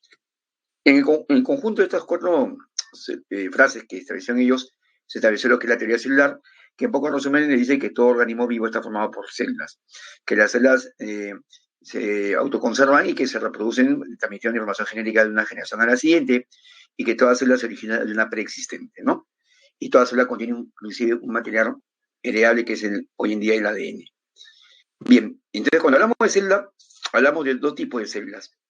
Las células llamadas procarióticas y las células eucarióticas. Las células procarióticas, en el término procariota, cariota es núcleo, pro es antes de, previo, primitivo, simple, ausente, ¿no? De muchas maneras se le puede considerar. Y eucariota con un núcleo evolucionado, núcleo verdadero, núcleo constante, núcleo presente, si así se quiere llamar por extensión. Entonces, eso implica que hay dos tipos de estructura celular en los seres vivos. Y uno de ellos, que es lo que vamos a ver el día de hoy, son las células procariotas. ¿Ya? ¿Y a quiénes se agrupan las células procariotas? ¿O quiénes son células procariotas? Justamente son las bacterias, es decir, organismos unicelulares. Ya cuando hablemos de eucariotas vamos a ver que ahí hay uni y pluricelulares. Estas bacterias, como la pueden ver ustedes en esta estructura que está acá, Tiene pues un interior, ¿no? Hay una membrana celular, un interior que sería el citoplasma, algunos lo consideran como protoplasma, y una zona central donde se suele ubicar el ADN. Y este ADN es un ADN circular, a diferencia de la célula eucariota que es lineal, con extremos abiertos, extremos libres, 5' 3' y 3' 5', ¿no? Y a esa zona se le llama nucleoide. Este ADN de la célula bacteriana, de la célula procariota, constituye a la vez su único cromosoma. A diferencia que en las eucariotas, según la especie, ¿no? Cada quien tiene un número determinado de cromosomas, como en el caso del hombre, que tenemos 46. Por encima en el interior también tiene bastantes ribosomas, ¿no? Eh, y por fuera de la membrana tiene una pared celular. Una pared celular que le brinda protección y que inclusive marca la diferencia entre dos grupos grandes de bacterias, ¿no? Las gran negativas y las gran positivas, que lo vamos a ver en un momento. Algunas pueden formar cápsulas como un mecanismo de protección externo adicional. Se encapsula, esperando que el daño externo desaparezca para nuevamente germinar la cápsula, ¿no? Y germinar la bacteria y seguir viviendo, ¿no? Unas presentan flagelos, algunas no, y la distribución de flagelos también es una forma de clasificarlos. Bien, entonces esas son las características generales de una célula procariota. Aparte que el tamaño, ¿no? El tamaño es muy pequeño. Una 10 micras, por ejemplo, ¿no? Comparada con una célula eucariota que va de más de 10 hasta 100 micras, por ejemplo. De acuerdo a la morfología, ¿no? Las bacterias pueden ser clasificadas de la siguiente manera. Se le llama cocos a aquellas bacterias esféricas, ¿ya? Cocos a las bacterias esféricas. Se le llama bacilos a las bacterias alargadas y espirilos a las bacterias festoneadas onduladas. ¿Qué? Entonces tenemos tres tipos de bacterias básicas. Cocos pueden estar independientemente, como ustedes lo ven aquí, pueden formar pequeñas unidades, o sea, pueden estar de dos en dos, ¿no? Y se le llamaría en ese caso diplococos, ¿no? O pueden formar cadenitas, por lo cual se llama estreptococos, ¿no? Cadena de cocos. Y si forman racimos característicos en cada tipo de bacteria, que puede ser de 4, de 6 o demás, se le llama estafilococos, ¿no? Cocos en racimos. En el caso de los bacilos, que son alargados, son así de esta forma, pueden estar también unidos de dos en dos y formar los diplobacilos. O pueden formar más cadenas más largas, de 3, 4, 5, depende, llamados estreptobacilos. Hay una variante que une a los dos, que es el cocobacilo, ¿no? Tiene de coco y tiene de bacilo. O sea, son semiesféricas alargadas, digamos, ¿no? Y los espirilos, como las espiroquetas, son así onduladas, como ustedes lo pueden ver acá. Y hay una variante más. Cuando un cocobacilo está curvado, ¿no? Se le llama vibrión, como el caso de que causa el cólera, el vibrio cólera, ¿no? Le hizo su nombre. Entonces, esta es una forma de clasificarlos, ¿no? De acuerdo a la morfología. Cocos, bacilos, espirilos, con todas las subvariantes que existen allí. Bien. De acuerdo a la pared bacteriana, que está formada por peptidoglucano, ¿no? A gran diferencia de la célula vegetal que tiene celulosa, se han podido clasificar de dos maneras, según la pared, ¿no? En gran negativas y gran positivas. Pero ¿esto en qué se basa? Se basa en una técnica de coloración. La técnica de coloración propuesta por Graham decía lo siguiente, a ver si me entienden rápidamente. Yo tengo una masa de células bacterianas, ¿no? Y las tiño.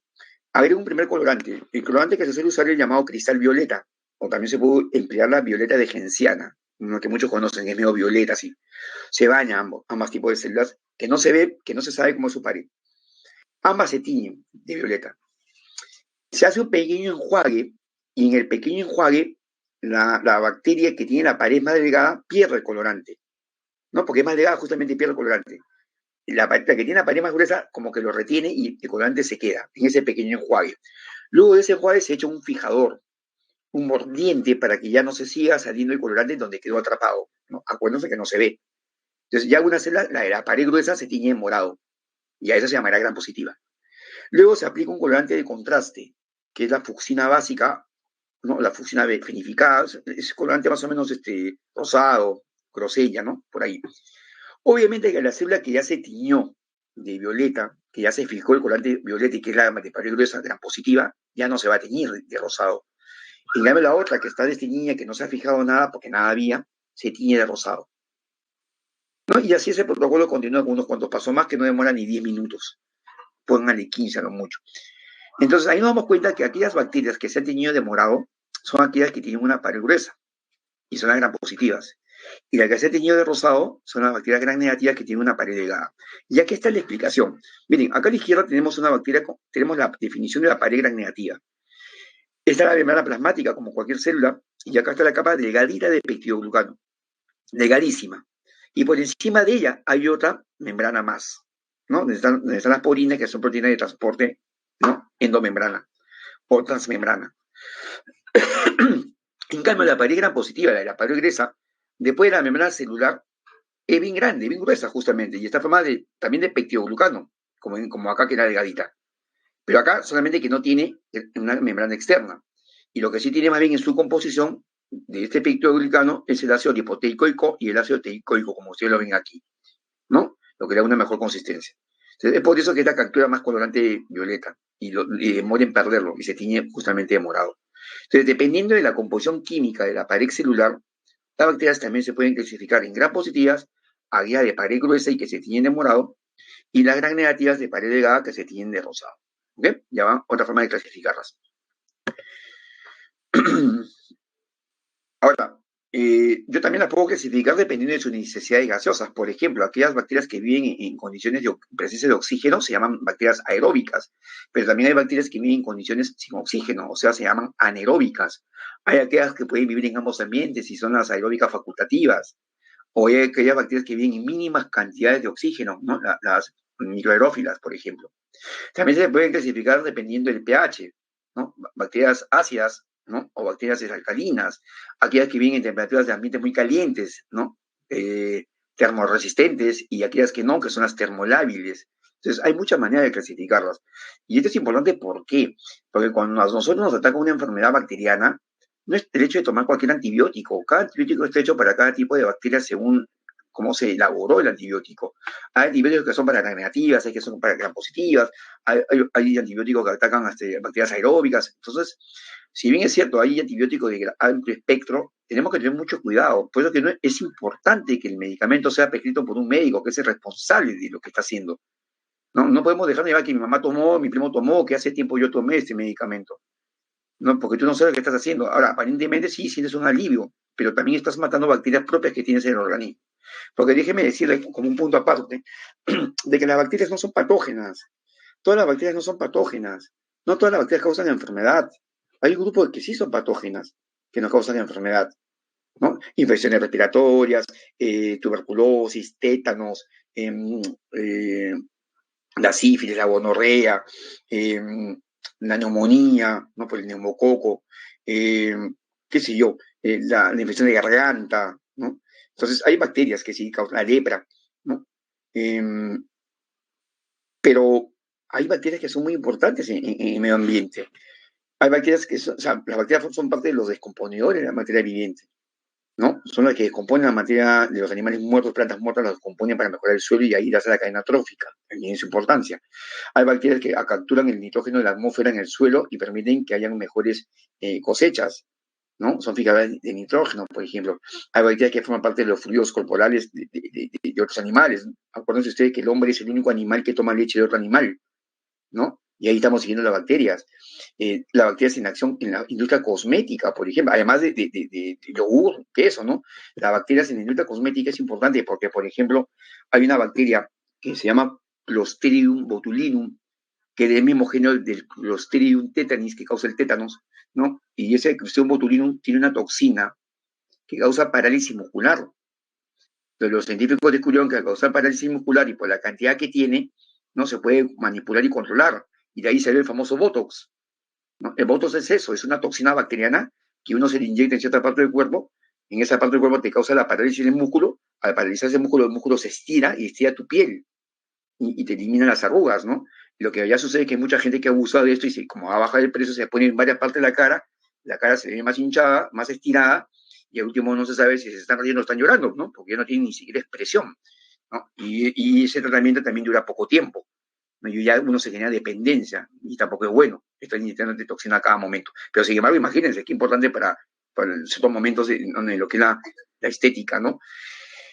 Entonces, es decir, tiene, y la biotecnología, ni qué decirlo, ¿sí o no? ¿No? Todo el descubrimiento de la terapia genética, la cura de enfermedades. Hoy en día hablamos de cosas que tienen que ver con a nivel molecular y la bacteria juega un papel muy importante. Todo lo que se sabe hoy día de la síntesis proteica, que se conocen los mecanismos celulares, primero se dio en una bacteria, Escherichia coli. Si hubiera que hacer en este 2020 un monumento a un ser vivo, el único ser vivo que merece un monumento hace tiempo, en este milenio inclusive, es Escherichia coli, la bacteria a la cual se descubrió de todo, ¿no? Y por la cual hoy conocemos los mecanismos de las células eucarióticas, ¿no? Sigamos. Bueno, acá está lo mismo que mencioné hace un ratito, la membrana plasmática, pero además acá hay un detalle, ¿no? El hecho de que el ribosomas, perdón, el ADN se ve desnudo, es decir, sin estonas, como si lo tiene el ADN de la célula eucariota, es circular, hay inclusiones allí, y los ribosomas no están sueltos como suelen estar en una célula eucariota, sino forman pequeñas cadenas llamadas justamente los poliribosomas. ¿Y esto por qué? Los ribosomas es el lugar donde se hace la síntesis de proteínas. ¿Por qué hay bastantes? Porque la bacteria está en constante síntesis proteica. Imagínense, una bacteria en condiciones normales en 20 minutos se divide en dos. En 40 minutos tendríamos 4. En una hora, 60 minutos tendríamos 8. En una hora 20 teníamos 16. En una hora 40 teníamos 32.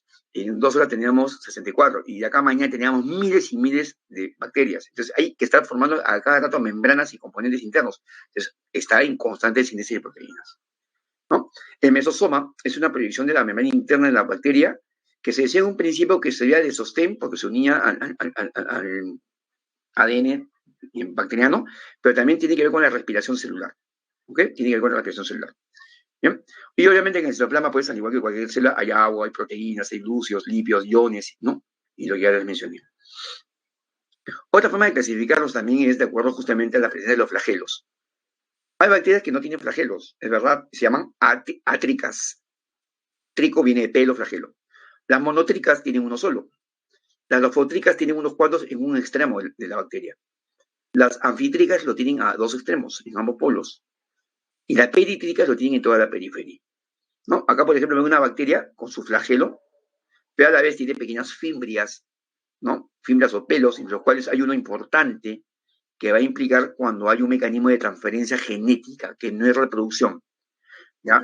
La transferencia genética hace que se establezca un pelo llamado pelo sexual o pilisexual, en una bacteria donadora le va a donar material genético a otra bacteria, como lo ves en estas fotos de microscopía electrónica. Además, las bacterias suelen tener pequeñas porciones de ADN que no es del ADN principal, o sea, no es del ADN cromosómico, no son ADN pequeñitos circulares también llamados ADN extracromosómico, cuyo nombre principal es el término de plásmidos, no son los plásmidos, ¿ok? Plásmidos. Entonces, además, como les mencionaba yo, algunas bacterias forman esporas. Por ejemplo, si la condición ambiental de la bacteria es peligrosa, tóxica, o de repente por la presencia de un antibiótico, un ratito que se va este.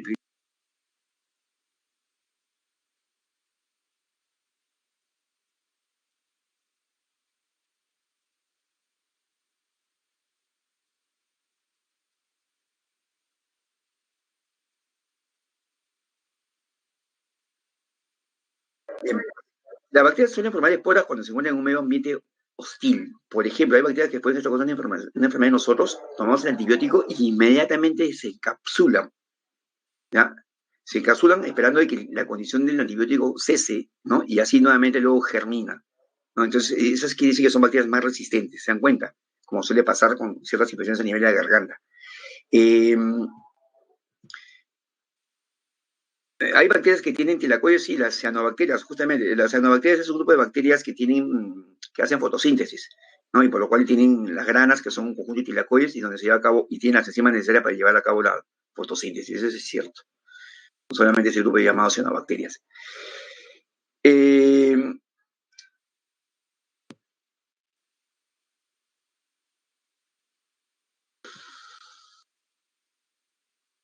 la bacteria ya es una célula viviente, ya es lo mínimo de célula que existe, es un organismo unicelular, solo que es procariota, es sencillo, y requiere de energía para poder vivir, ¿no? Pero necesita una fuente de carbono que le brinde esta energía. La fuente de carbono, ¿no? Hace que se puedan dividir en autótrofas o heterótrofas. ¿Quiénes son las bacterias autótrofas? Aquellas que obtienen carbono de fuentes inorgánicas, como lo hacen las plantas, ¿no? Pero acá hablamos de fuentes inorgánicas, no necesariamente fotosíntesis, aunque lo puede ser, pero no necesariamente. y las heterótrofas aquellas que obtienen el carbono de fuentes orgánicas. ¿Ok? Entonces, esa es la diferencia. ¿De dónde saca el carbono? Inorgánica. Ah, es tipo autótrofa. ¿De dónde saca el carbono? De fuente orgánica. Ah, tipo heterótrofa. ¿Ok? Y de acuerdo a la fuente de energía, ¿no?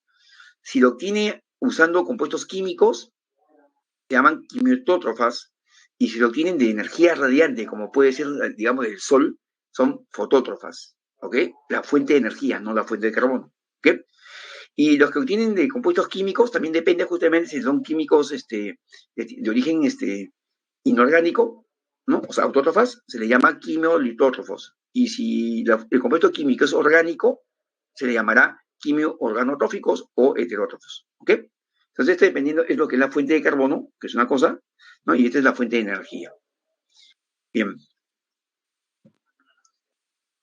¿Cómo se reproducen las bacterias? Decimos que ya son células, que ya son seres vivos, entonces se reproducen. Pero yo tengo una célula normal que está en estado de descanso y de repente la célula requiere dividirse, ¿no? Tiene nutrientes, tiene condiciones alimentarias necesarias y se va a dividir. ¿Ok? Entonces, la reproducción que corresponde por su estructura, por su simplicidad, es la reproducción asexual. Específicamente le llama bipartición o también conocida como fisión binaria. ¿Ok? Entonces, ¿qué sucede en el interior de la célula? Como le decía hace un rato, el mesosoma como que sujeta el ADN, aparte de tener que ver con la respiración, y ahí está el ADN. Ustedes han jugado, ustedes han tenido alguna vez, hemos jugado en colegio alguna vez esa famosa soga, ¿no? Que uno salta, dos jóvenes se ponen a los extremos, abren con sus piernas y uno va saltando de izquierda a derecha, ¿no? Hacia el centro y qué sé yo. ¿Se acuerdan? La liga, ¿no? Ya, supongamos que tienen dos ligas del mismo tamaño y se enrollan ambas por todo el lado. Es decir, tienes una liga doble. Ya, ese sería el ADN que estamos representando aquí. De repente en un momento tú quieres desamarrarlas, digamos, ¿no? Y agarras un ladito y la comienzas a abrir. Entonces se forma una pequeña horquilla, una pequeña abertura. Sigues jalando y se sigue abriendo más, ¿no? La estás desenredando, como dices. Pero por cada una de esas cadenas que se han abierto, inmediatamente cada una sirve de molde para crear una copia a su vez.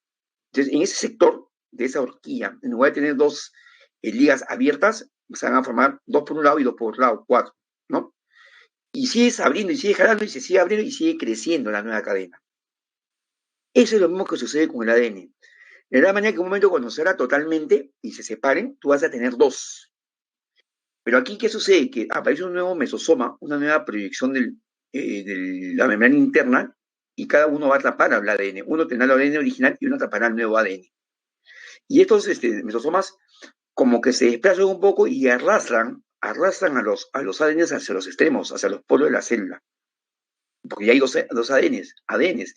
Ahora, este ADN, como es una réplica de porque ha habido replicación, ya que estos son moléculas, no son seres vivos, entonces ha habido una réplica idéntica, los ADN son idénticos, ¿no? Y luego que se forman estos dos ADN hijos, se comienza a formar un septo que comienza a dividir la célula en dos, ¿no? Y de tal manera que distribuye el material interno también en dos. Y finalmente se separan en dos células.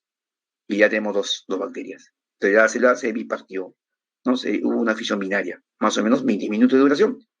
Y donde cada célula que se ha formado es una idéntica a la otra, es decir, son clones o clonas, como se les suele llamar. Y eso sucede justamente en la reproducción de tipo asexual, ¿no? Se forman clonas totalmente idénticas. Si se sigue la división, estas dos formarán 4, 8, 16, 32 y así, ¿no? Siempre cuando haya condiciones adecuadas. Esto de condiciones adecuadas es interesante porque, por ejemplo, a veces uno echa la culpa, volviendo un rato a la enfermedad viral, uno echa la culpa del clima, ¿no? Yo decía hace un ratito de que el clima ahora nos va a ayudar muchísimo. Miren ustedes, regresando un ratito al tema del virus, ya que lo amerita lo que voy a explicar.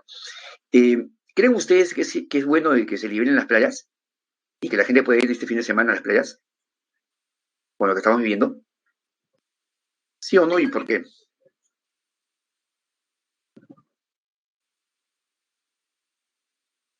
No, ¿no? Pero uno dice, pero estos son ambientes abiertos, la gente puede estar bien espaciada. Entonces, ¿por qué no? Está abierto, no hay ventilación, supuestamente. ¿Mm?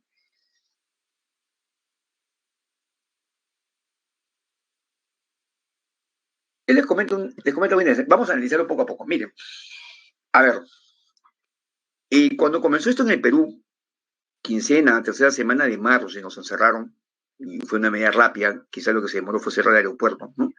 Este, Ya estamos acabando el invierno, perdón, el verano, ¿no? Estábamos acabando el verano, que había sol, calor, no había vientos, y luego el clima cambió.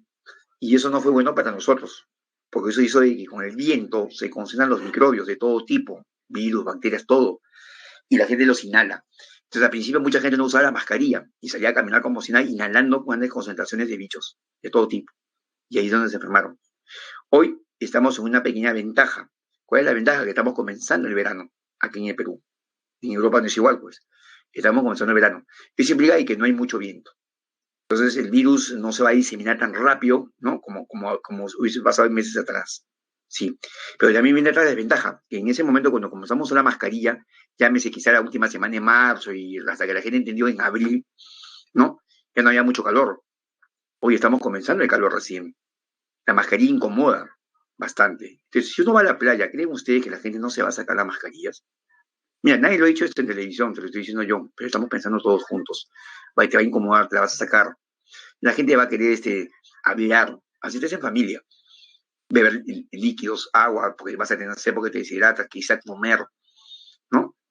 ¿Y qué sucede? Si bien es un ambiente abierto, ahí en la playa hay brisa marina, ahí sí hay viento que viene del mar hacia la costa, ¿no? Eso nadie lo puede negar. Imagínate que la gente esté espaciada. Imagínate que unos cuantos se saquen la mascarilla, sobre todo los que están adelante, los primeritos, y que por ahí hay gente contaminada. Que no lo sepan, aunque sí lo saben. Entonces, esa brisa va a tirar hacia atrás, a la gente que está al fondo, hacia atrás, pegada a la pista casi, va a llegar en mayor cantidad y mayor concentración estos virus. Porque a pesar que estás en verano, ahí sí hay brisa y se pueden contaminar. Si la gente de nuestro país fuera responsable, cosa que no vemos en televisión, que no vemos en mesa redonda, que la gente está aquí ahora vociferando, que los microbuseos se sacan el protector, sacan la mascarilla para que se escuche la voz a dónde van. Si la gente fuese obediente, yo creo que sí. Que sepas de que vas a ir a tu casa con una cañita y por debajo de la mascarilla vas a tomar tu bebida, que no vas a comer, ¿no? Y que vas a estar con tu mascarilla en pleno sol. Sí, pero no, chicos. Conociendo, pero no se dice pues eso. Conociendo esto, es mejor que las playas estén cerradas. Yo creo que todo el verano. Bueno, pues la cosa es que no se muera más gente, ¿no? La cosa es vivir y gozar de la vida de lo que viene, lo que resta del tiempo, ¿no? No aprovechar ahorita el verano para después morirte y eso, porque te metes en la playa. Entonces hay que eso hay que tenerlo con mucho cuidado. Digo esto porque el clima favorece mucho esto. Mira, las bacterias, ¿por qué se multiplican más rápido bajo ciertas condiciones? ¿Por qué creen ustedes que en esta época de verano los alimentos se malogran más rápido? O las bacterias que están en el ambiente, que siempre están, caen. Encuentran las carnes, la leche, el cuáquer, la sopa que has dejado en tu mesa, mayonesa, a una temperatura un poquito más elevada. Siempre caen, pero al encontrar la temperatura más adecuada para ellas, se comienzan a multiplicar más rápido. Y en las horas que tú has dejado, ya la bacteria se multiplicó. Cuando tú menos te imaginas, comes esa mayonesa que le dejaste en la mañana y la comes en la noche y te va a dar por ejemplo, que hay unas enterobacterias, bacterias entéricas o bacterias digestivas y te causan unos cólicos estomacales terribles. Salmonelosis, chilosis, cólera. Y en otros casos hay otras bacterias que liberan toxinas, que acidifican el medio y malogran la leche, malogran la sopa. Entonces, ¿qué hace uno en esta época? Cuando va a preparar leche, cuáquer, sopas, a la refrigeradora, ¿no? Baja la temperatura. Pero esto no mata a las bacterias. Lo que hace que la reproducción, que es normal, se haga más lenta porque las condiciones han cambiado, ¿no? Entonces, al hacer más lenta la división bacteriana, no hay una dosis infecciosa. Sí, así como tú mañana pasas tu comida, ¿sí o no? Que es lo que uno normalmente hace. Pero eso no te garantiza que esté bien. Porque, por ejemplo, hay gente, no sé si ustedes alguna vez han preparado mayonesa, gelatina, han comido unas cuantas y después se han olvidado de otras y las han dejado en la refri 15 días. Y cuando la vas a sacar, igual hay una colonia, en este caso, de hongos. Pero si estaba en la refri, claro, pues, pero el hongo también se mete cada vez que tú abres y cierras, se meten bacterias, se meten virus, se meten hongos. Y obviamente que su reproducción es más lenta por la temperatura, porque no es una condición adecuada, pero se están reproduciendo, porque no las están matando, no es un antibiótico. ¿No? A veces mamá compra carne por una semana, mete la carne, saca el pedazo el día lunes, saca todo el pedazo de carne, corta el lunes y lo voy a meter. Malo. Saca todo el pedazo de martes, corta un pedazo y lo voy a meter. Malo. Saca el miércoles, listo, porque cada vez que sacas y baja la temperatura, se comienzan a multiplicar y van cayendo nuevas bacterias. De tal manera que el sexto o séptimo día, el último pedazo que te queda ya está casi malogrado. Que es lo más práctico, si mamá compra carne en gran cantidad un fin de semana, cortarlo en 7 pedazos y solamente saca cada pedazo el día que lo va a utilizar, ¿no? Así expones menos menos la de más carne. Y obviamente de repente está embolsada para que los microbios no ingresen directamente sobre la superficie de la carne. Entonces ahí hablo de las condiciones. Entonces los climas juegan un papel muy importante en esto, ¿no? La temperatura y los vientos, como dije. Ahora, tenemos no vientos, bacán, no hay vientos. La temperatura solar, sí, nos va a ayudar muchísimo. Si ahorita no va a haber muchos muertos, es justamente por ello. A pesar de que la gente sigue rompiendo las normas. Porque si cumpliésemos, no me acuerdo, hay un país, dos países que han cumplido las normas y no tienen casi ni un caso. Porque la gente de principio mascarilla, de distanciamiento y encerrados. Bacán. Después se va a trabajar con mascarilla esto y bacán. No se afectó su economía, nada, todo perfecto. En Europa, no. Acá mismo, en Sudamérica, ¿no? No, a mí no me va a pasar nada, ¿no? Que no nos va a pasar nada, yo no, sigamos todo. ¿Y cuántos miles de muertos tiene Brasil, por ejemplo? ¿Mm? Entonces, hay que tener mucho cuidado. Yo creo que para nuestra población, no. Yo he visto micros llenecitos de gente, algunos sin mascarilla, los demás ya no dicen nada. ¿No? Y lamentablemente la policía dice, porque yo le he preguntado a la policía, que ellos no pueden hacer nada porque eso no constituye ninguna infracción de tránsito. Y tienen toda la razón. ¿No? Eso lo hace la ATU, que hoy ya está de moda. Bien, entonces esta es la reproducción. ¿No? Entonces, cuando la bacteria encuentra una condición de clima, o de pH inclusive, y nutrientes, se multiplica rápido. Por eso es que cuando tú tomas en verano preparas tus alimentos, ¿no? Como es una buena condición para la multiplicación bacteriana, lo bueno es que tus alimentos los tapes bien o los metas a refrigeración. Listo, no se te malora. Igual, tú te puedes parar totalmente desnudo en un edificio en pleno invierno, te hará frío, pero si te tapas la nariz y la boca, o sea, cierras la puerta de entrada, no te enfermas. Te lo garantizo, no te enfermas. Muchas madres sacan a los niños a pasar en los coches y el niño va mirando igual que la mamá hacia adelante. Le ponen chompa, casaca, le ponen chalina, gorro, y todo el viento con todos los microbios le cae en la cara al niño que está que lo inhala y está que se lo come. Se enferma, pues. La mamá, pero yo lo abrí, no, peor todavía, los he hecho transpirar más, les he abierto los poros a por el niño. Todo el niño se haga lo vestido de las condiciones normales, porque el niño tiene más calorías que los adultos. Pero eso sí, tapa la nariz y la boquita. No se va a enfermar, no se enferma, no se olviden, puerta de entrada y dosis infecciosa. ¿Cómo lo evitamos? Higiene, distanciamiento, ventilación. Bien, esta es reproducción. Pero hay un mecanismo de transferencia de genes. Las bacterias tienen mecanismo de transferencia de material genético, que no es reproducción, ¿ok? Uno de ellos es la llamada conjugación, la conjugación bacteriana. Implica que una bacteria establece contacto con otra bacteria a través del pelo sexual o piel sexual, como lo vimos en la foto de microscopía electrónica, ¿no? Establece contacto, en donde la aquella que va a dar el material genético se llama la donadora, y aquella que lo va a recibir es la receptora o aceptora. ¿Ok? Entonces, acá vemos que se establece el pili sexual, que dice que esta liquidez material a esta, ¿no? Tiene acá el ADN que está en azul y estos son plásmidos. ¿Ok? Son plásmidos. Entonces, y vemos que acá está que inserta un plásmido, ¿no? Está que inserta un plásmido a la otra bacteria. Está llevando información genética adicional. Y listo, llega un momento que ya lo tiene, entonces ella ya siguió con su función y ahora está, ¿no? Tiene ese plasmio que ya lo está duplicando para luego transmitirlo a otra por conjugación bacteriana. Entonces es una forma de transferencia de genes o transferencia de información genética. Este plasmio tiene 3 o 4 genes y aquí en los plasmios es generalmente donde están los genes de la resistencia a los antibióticos. Miren, un antibiótico, como dije, tiene que ser prescrito por un médico. Es el único, ni siquiera la enfermera, ni la laboratoria clínica, ni el biólogo estamos capacitados para recetar. ¿Ok? Son los médicos. Ellos tienen la legalidad para hacerlo y son los responsables de ello. Los pueden meter a prisión o demandarlos si se equivocan. ¿Ok? Pero ellos nada más. Entonces sucede que cuando tú tomas medicamentos por cuenta propia, porque a la mamita, a la abuelita le sirvió, porque te quedó una pastilla, no solamente estás dañando bacterias de tu cuerpo, porque además de lo que mencioné, de las importantes que tenemos en el ambiente, en nuestro cuerpo hay bacterias que juegan un papel muy importante sobre la piel, por ejemplo, nos protegen de que otras caigan encima. Tenemos en la piel, por eso que después que nos bañamos y olemos a colonia, a jaboncito, a champú, y va pasando las horas y huele nuestra transpiración, y cada vez que pasan las horas olemos diferente, es por nuestras bacterias que se están multiplicando, porque siempre están allí, nunca van a desaparecer. Igual pasa en las axilas o en la boca. ¿Cuántas veces uno se lava los dientes al dormir? No se acuesta fresco y en la mañana cuando se levanta tiene un mal aliento y es natural y es normal. Eso que ustedes ven en las novelas, en las películas, que la pareja se levanta y se pone a chapar, es mentira, es asqueroso. Nadie lo podrá soportar.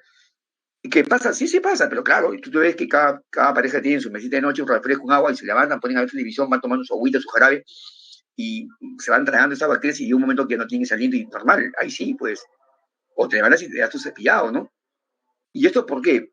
Porque en la boca también tenemos bacterias. Tenemos en el cuerpo bacterias en la boca, en la piel, en el intestino delgado, en la vagina, en el estómago, que forman parte de la llamada biota, antiguamente flora microbiana normal del cuerpo humano. Y es importante porque ellas, con su presencia, evitan la colonización de bacterias que pueden por ahí pasar y causarnos daño.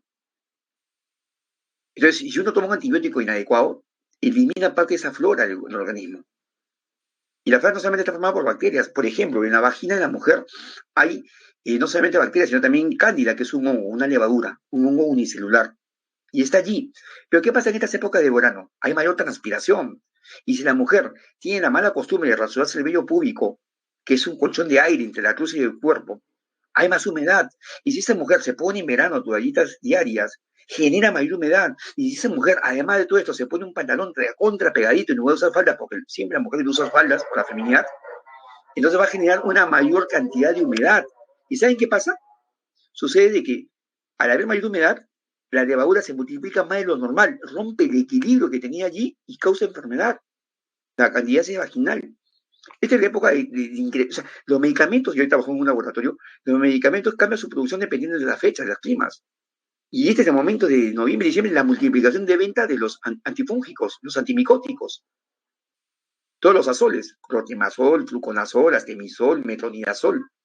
Y las pacientes clásicos, además de los pies, porque transpiran, son las mujeres a nivel vaginal.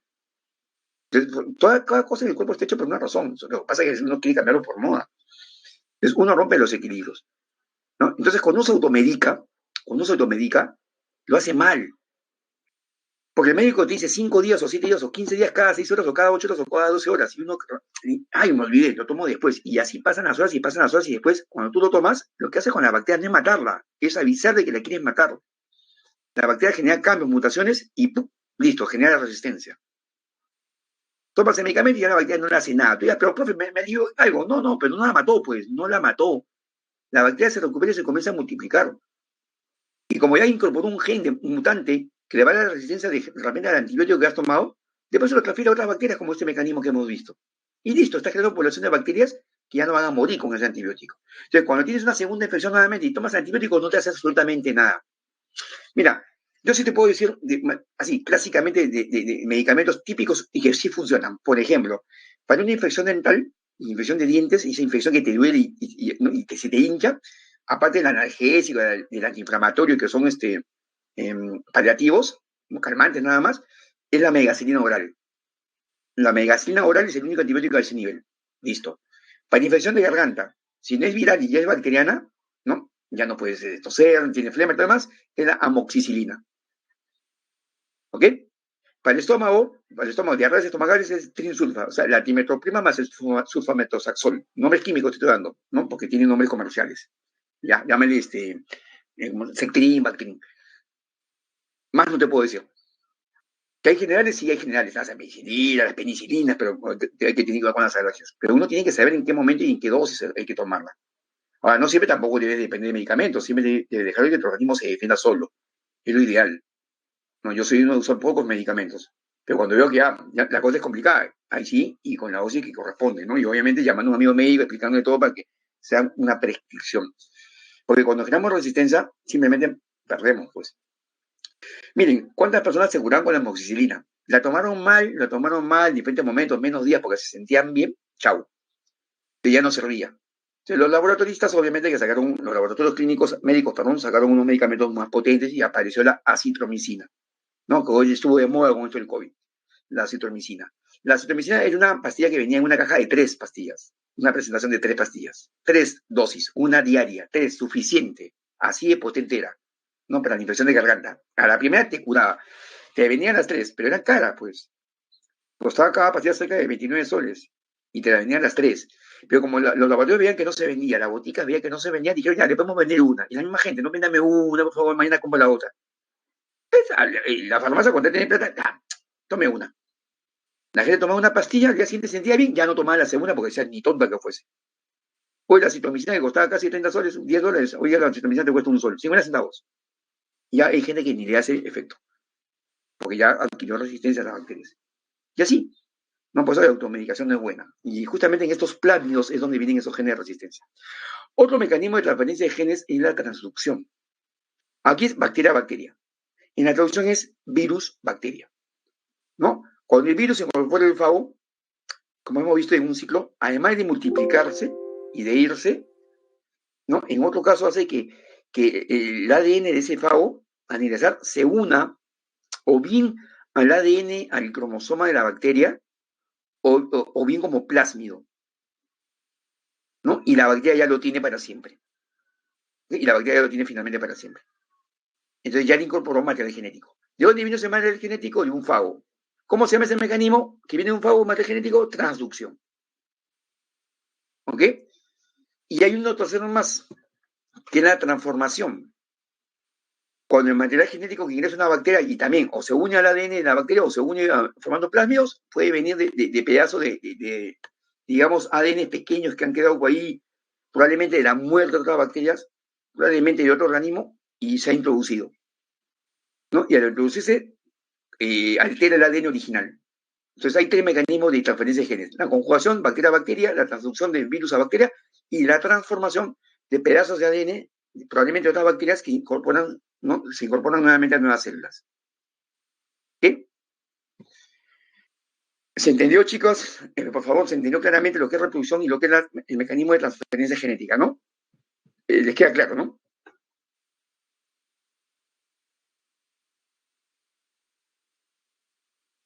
Bien. Es interesantísimo todo esto, ¿no? Pero la biología es tan grande que tenemos que seguir con los tiempos. Una forma de clasificar las bacterias también, y quizá la más básica de todas las que hemos hablado, de la morfología, de la temperatura y todo lo demás, es esta de acá, donde las bacterias se clasifican en dos grandes grupos, en general, las llamadas arqueobacterias o arqueas y las eubacterias. ¿Ya? A las arqueobacterias se les llama las bacterias extremas, son las extremas. ¿Por qué? Porque han sido encontradas en ambientes extremos, y entiéndase ambientes extremos a ambientes donde normalmente no hay vida. Por ejemplo, se han encontrado bacterias en ambientes donde hay metano. El metano es un gas que se elimina con las excretas de los animales. Nosotros eliminamos con las heces el metano. Los animales también, ¿no? Y cuando hay acúmulo de metano, uno se muere.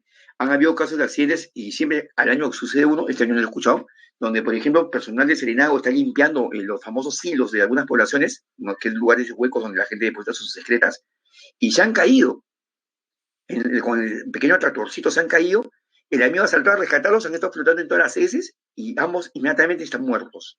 Porque en la capa superficial hay una cantidad de metano que es totalmente tóxico, ¿no? Y ahí hay bacterias. Y esto se llama metanógenas. Imagínense, un ambiente totalmente extremo. Igual, hay ambientes salados, donde la sal no genera vida para nada, porque son ambientes hipertónicos terribles, ¿no? Sin embargo, hay bacterias llamadas halófilas que viven en estos ambientes. Hay bacterias que se encuentran en ambientes de altas temperaturas y ácidos, como por ejemplo la lava volcánica, ¿no? Y se llaman bacterias termoacidófilas. O sea, todas ellas de ambientes extremos. Ambientes sulfurosas, ambientes encontrados en ambientes de azufre, en los relaves mineros, por ejemplo, ¿no? Y ahí se las encontrado.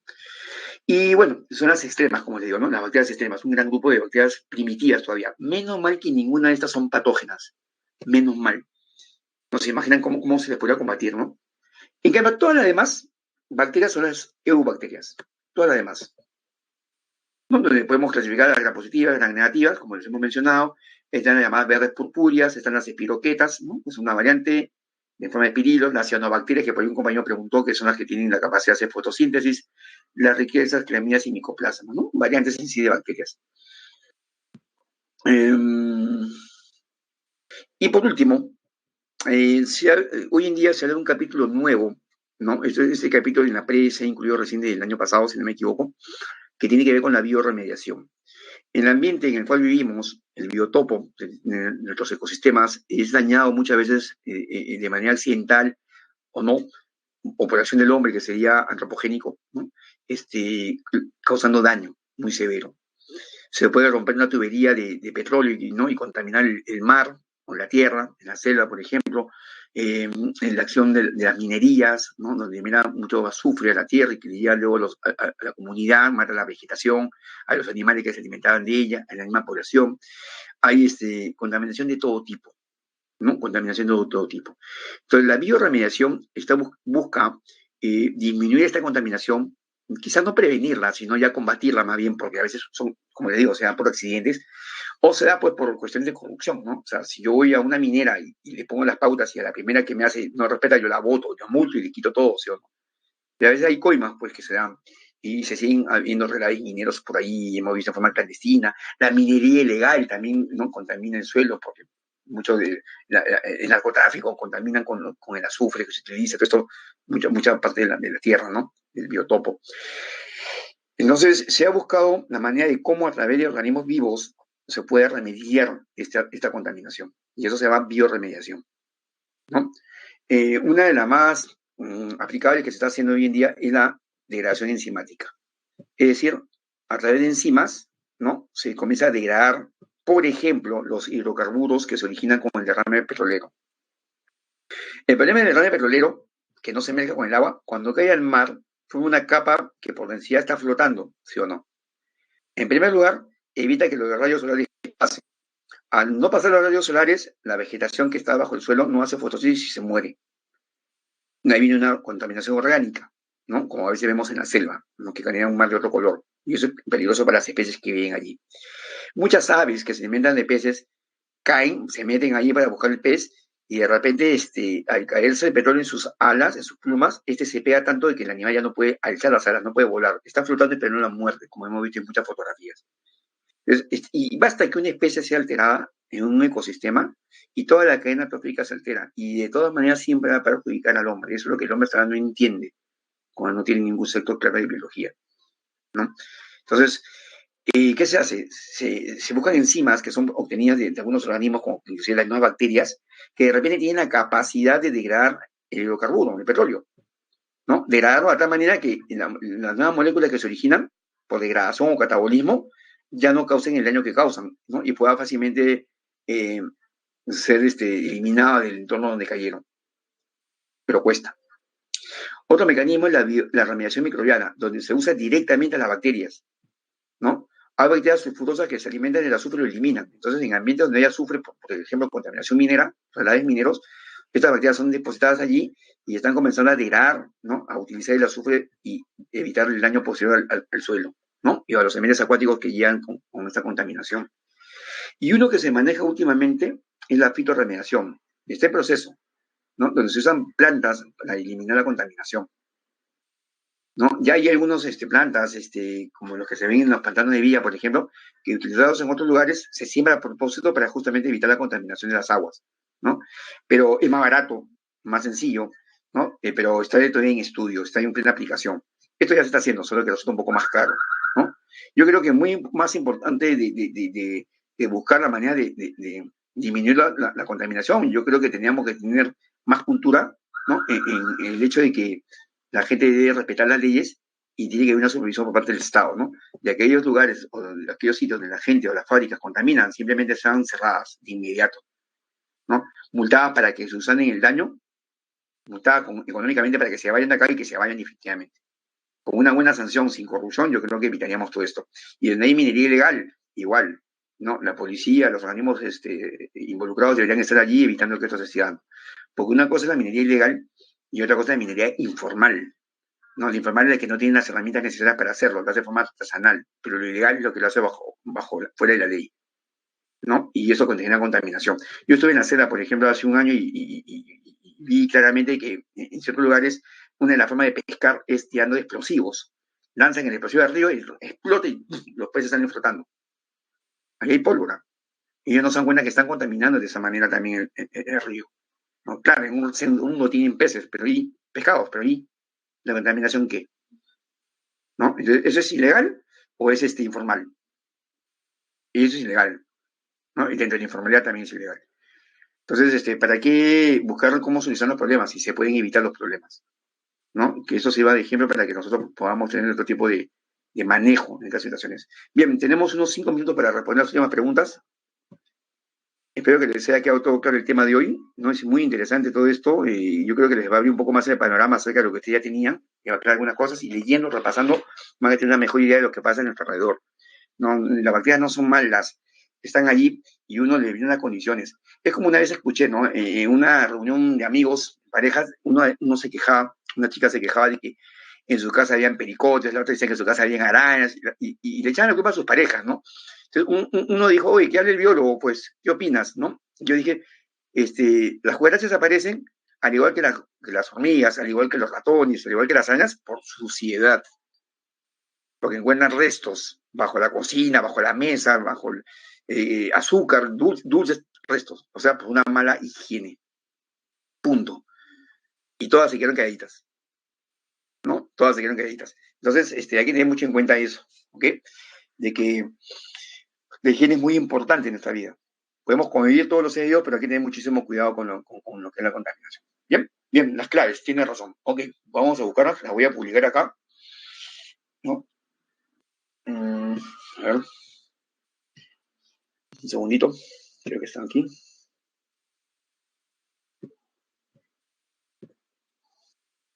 Me salió.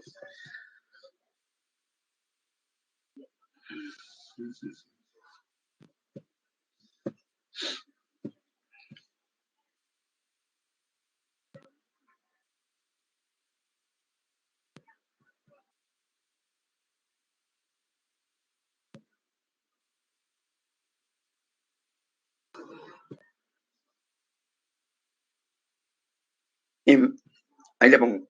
La 1A, A, 2A, 3C, 4A,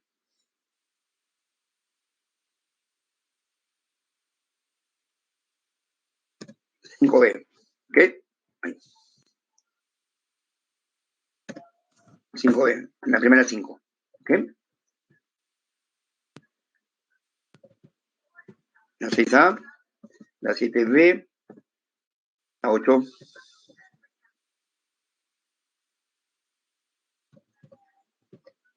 dedo, 9, dedo, 10A. ¿Ok? La 10. La 11 es la C, 12B,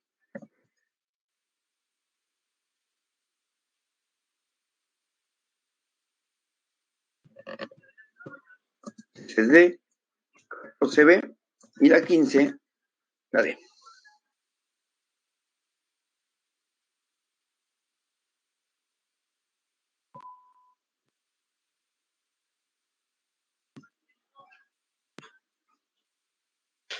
Bien, finalmente, 2 minutos, 3 minutos para terminar. ¿Preguntas sobre bacterias?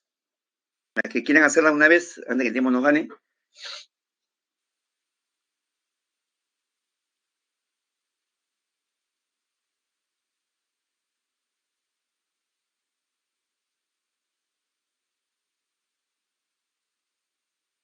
Una pregunta, chicos. Háganla, aprovechen. Quedan 3 minutos.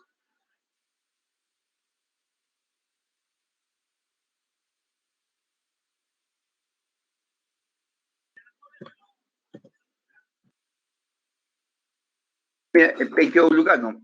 Como su nombre lo indica, glucano es un azúcar, péptido viene de proteína, es una combinación de proteínas y péptidos que forman una estructura tridimensional que rodea la membrana plasmática de las bacterias, formando así la pared celular.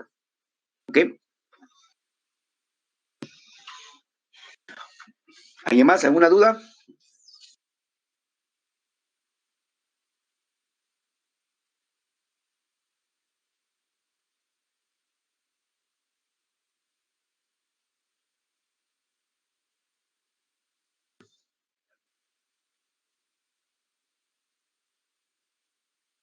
Son tipos de organismos, las espiroquetas son procarióticos, cuya estructura está formada por las formas festoníadas o espiraladas, ¿no? Más conocidas como los espirilos, ¿no? Y creo que en su copia que les queda lo tienen por allí, escrito, ¿no? En la copia que los profesores elaboramos para que ustedes tengan un poco más de información adicional. Acuérdense que nosotros manejamos nuestra clase en menos de 2 horas, así que más bien agradezco a la señorita que por ahí me puso el enlace, ¿no? El enlace de acerca de lo que es un artículo para averiguar. No lo voy a copiar para tenerlo presente, muy amable.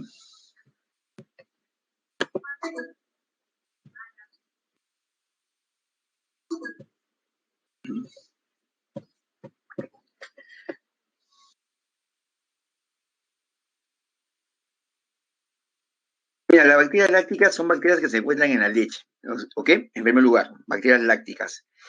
O que tienen que ver, ¿por qué? Porque producen ácido láctico, ¿ok? Sin embargo, a nivel de la vagina también existen lactobacilos, o sea, también hay bacterias lácticas. Y yo he mencionado hace un rato que tenemos una flora microbiana, ¿no? Mira, de momento que nosotros nacemos y estamos viajando por el canal vaginal de nuestras madres, nos vamos rodeando de bacterias de ella, que se introducen en nuestro cuerpo. Cuando comenzamos a lactar, se incluyen algunas más. Cuando comenzamos a comer las papillas a partir de los 6 meses, se incluyen muchas más. Y cuando ya comenzamos a comer definitivamente con cubiertos al año, se nos establecen casi todas las bacterias, ¿ok? Entonces, es normal, evitan su presencia. A nivel vaginal, también se establece una flora microbiana que tiene un pH generalmente alcalino. Cuando la mujer comienza a menstruar por primera vez, ¿no? Este pH cambia y esto hace que cambie la composición bacteriana o microbiana de esa zona y se vuelve un pH ácido, un pH de protección ante los organismos externos, ante las relaciones sexuales, qué sé yo. Cuando la mujer entra en la menopausia, nuevamente el pH cambia y nuevamente la población de bacterias se restablecen y predomina como si fueran al principio, cuando eran niñas, se vuelve un medio alcalino. Y ahí los lactobacilos aparecen y desaparecen. ¿Y por qué? Porque es un ácido láctico. Entonces, la presencia de la acidez vaginal justamente se debe a estas bacterias lácticas. Y si están en mayor cantidad, porque se rompe el equilibrio por cuestiones externas o por automedicación, inclusive a veces, puede generar una enfermedad, ¿no? Pero eso es una forma llamada oportunista, ¿ok? Oh, ya me están esperando que termine. Bien, chicos, un abrazo, que pasen un feliz año y nos vemos el próximo año. Cuídense. Nos vamos.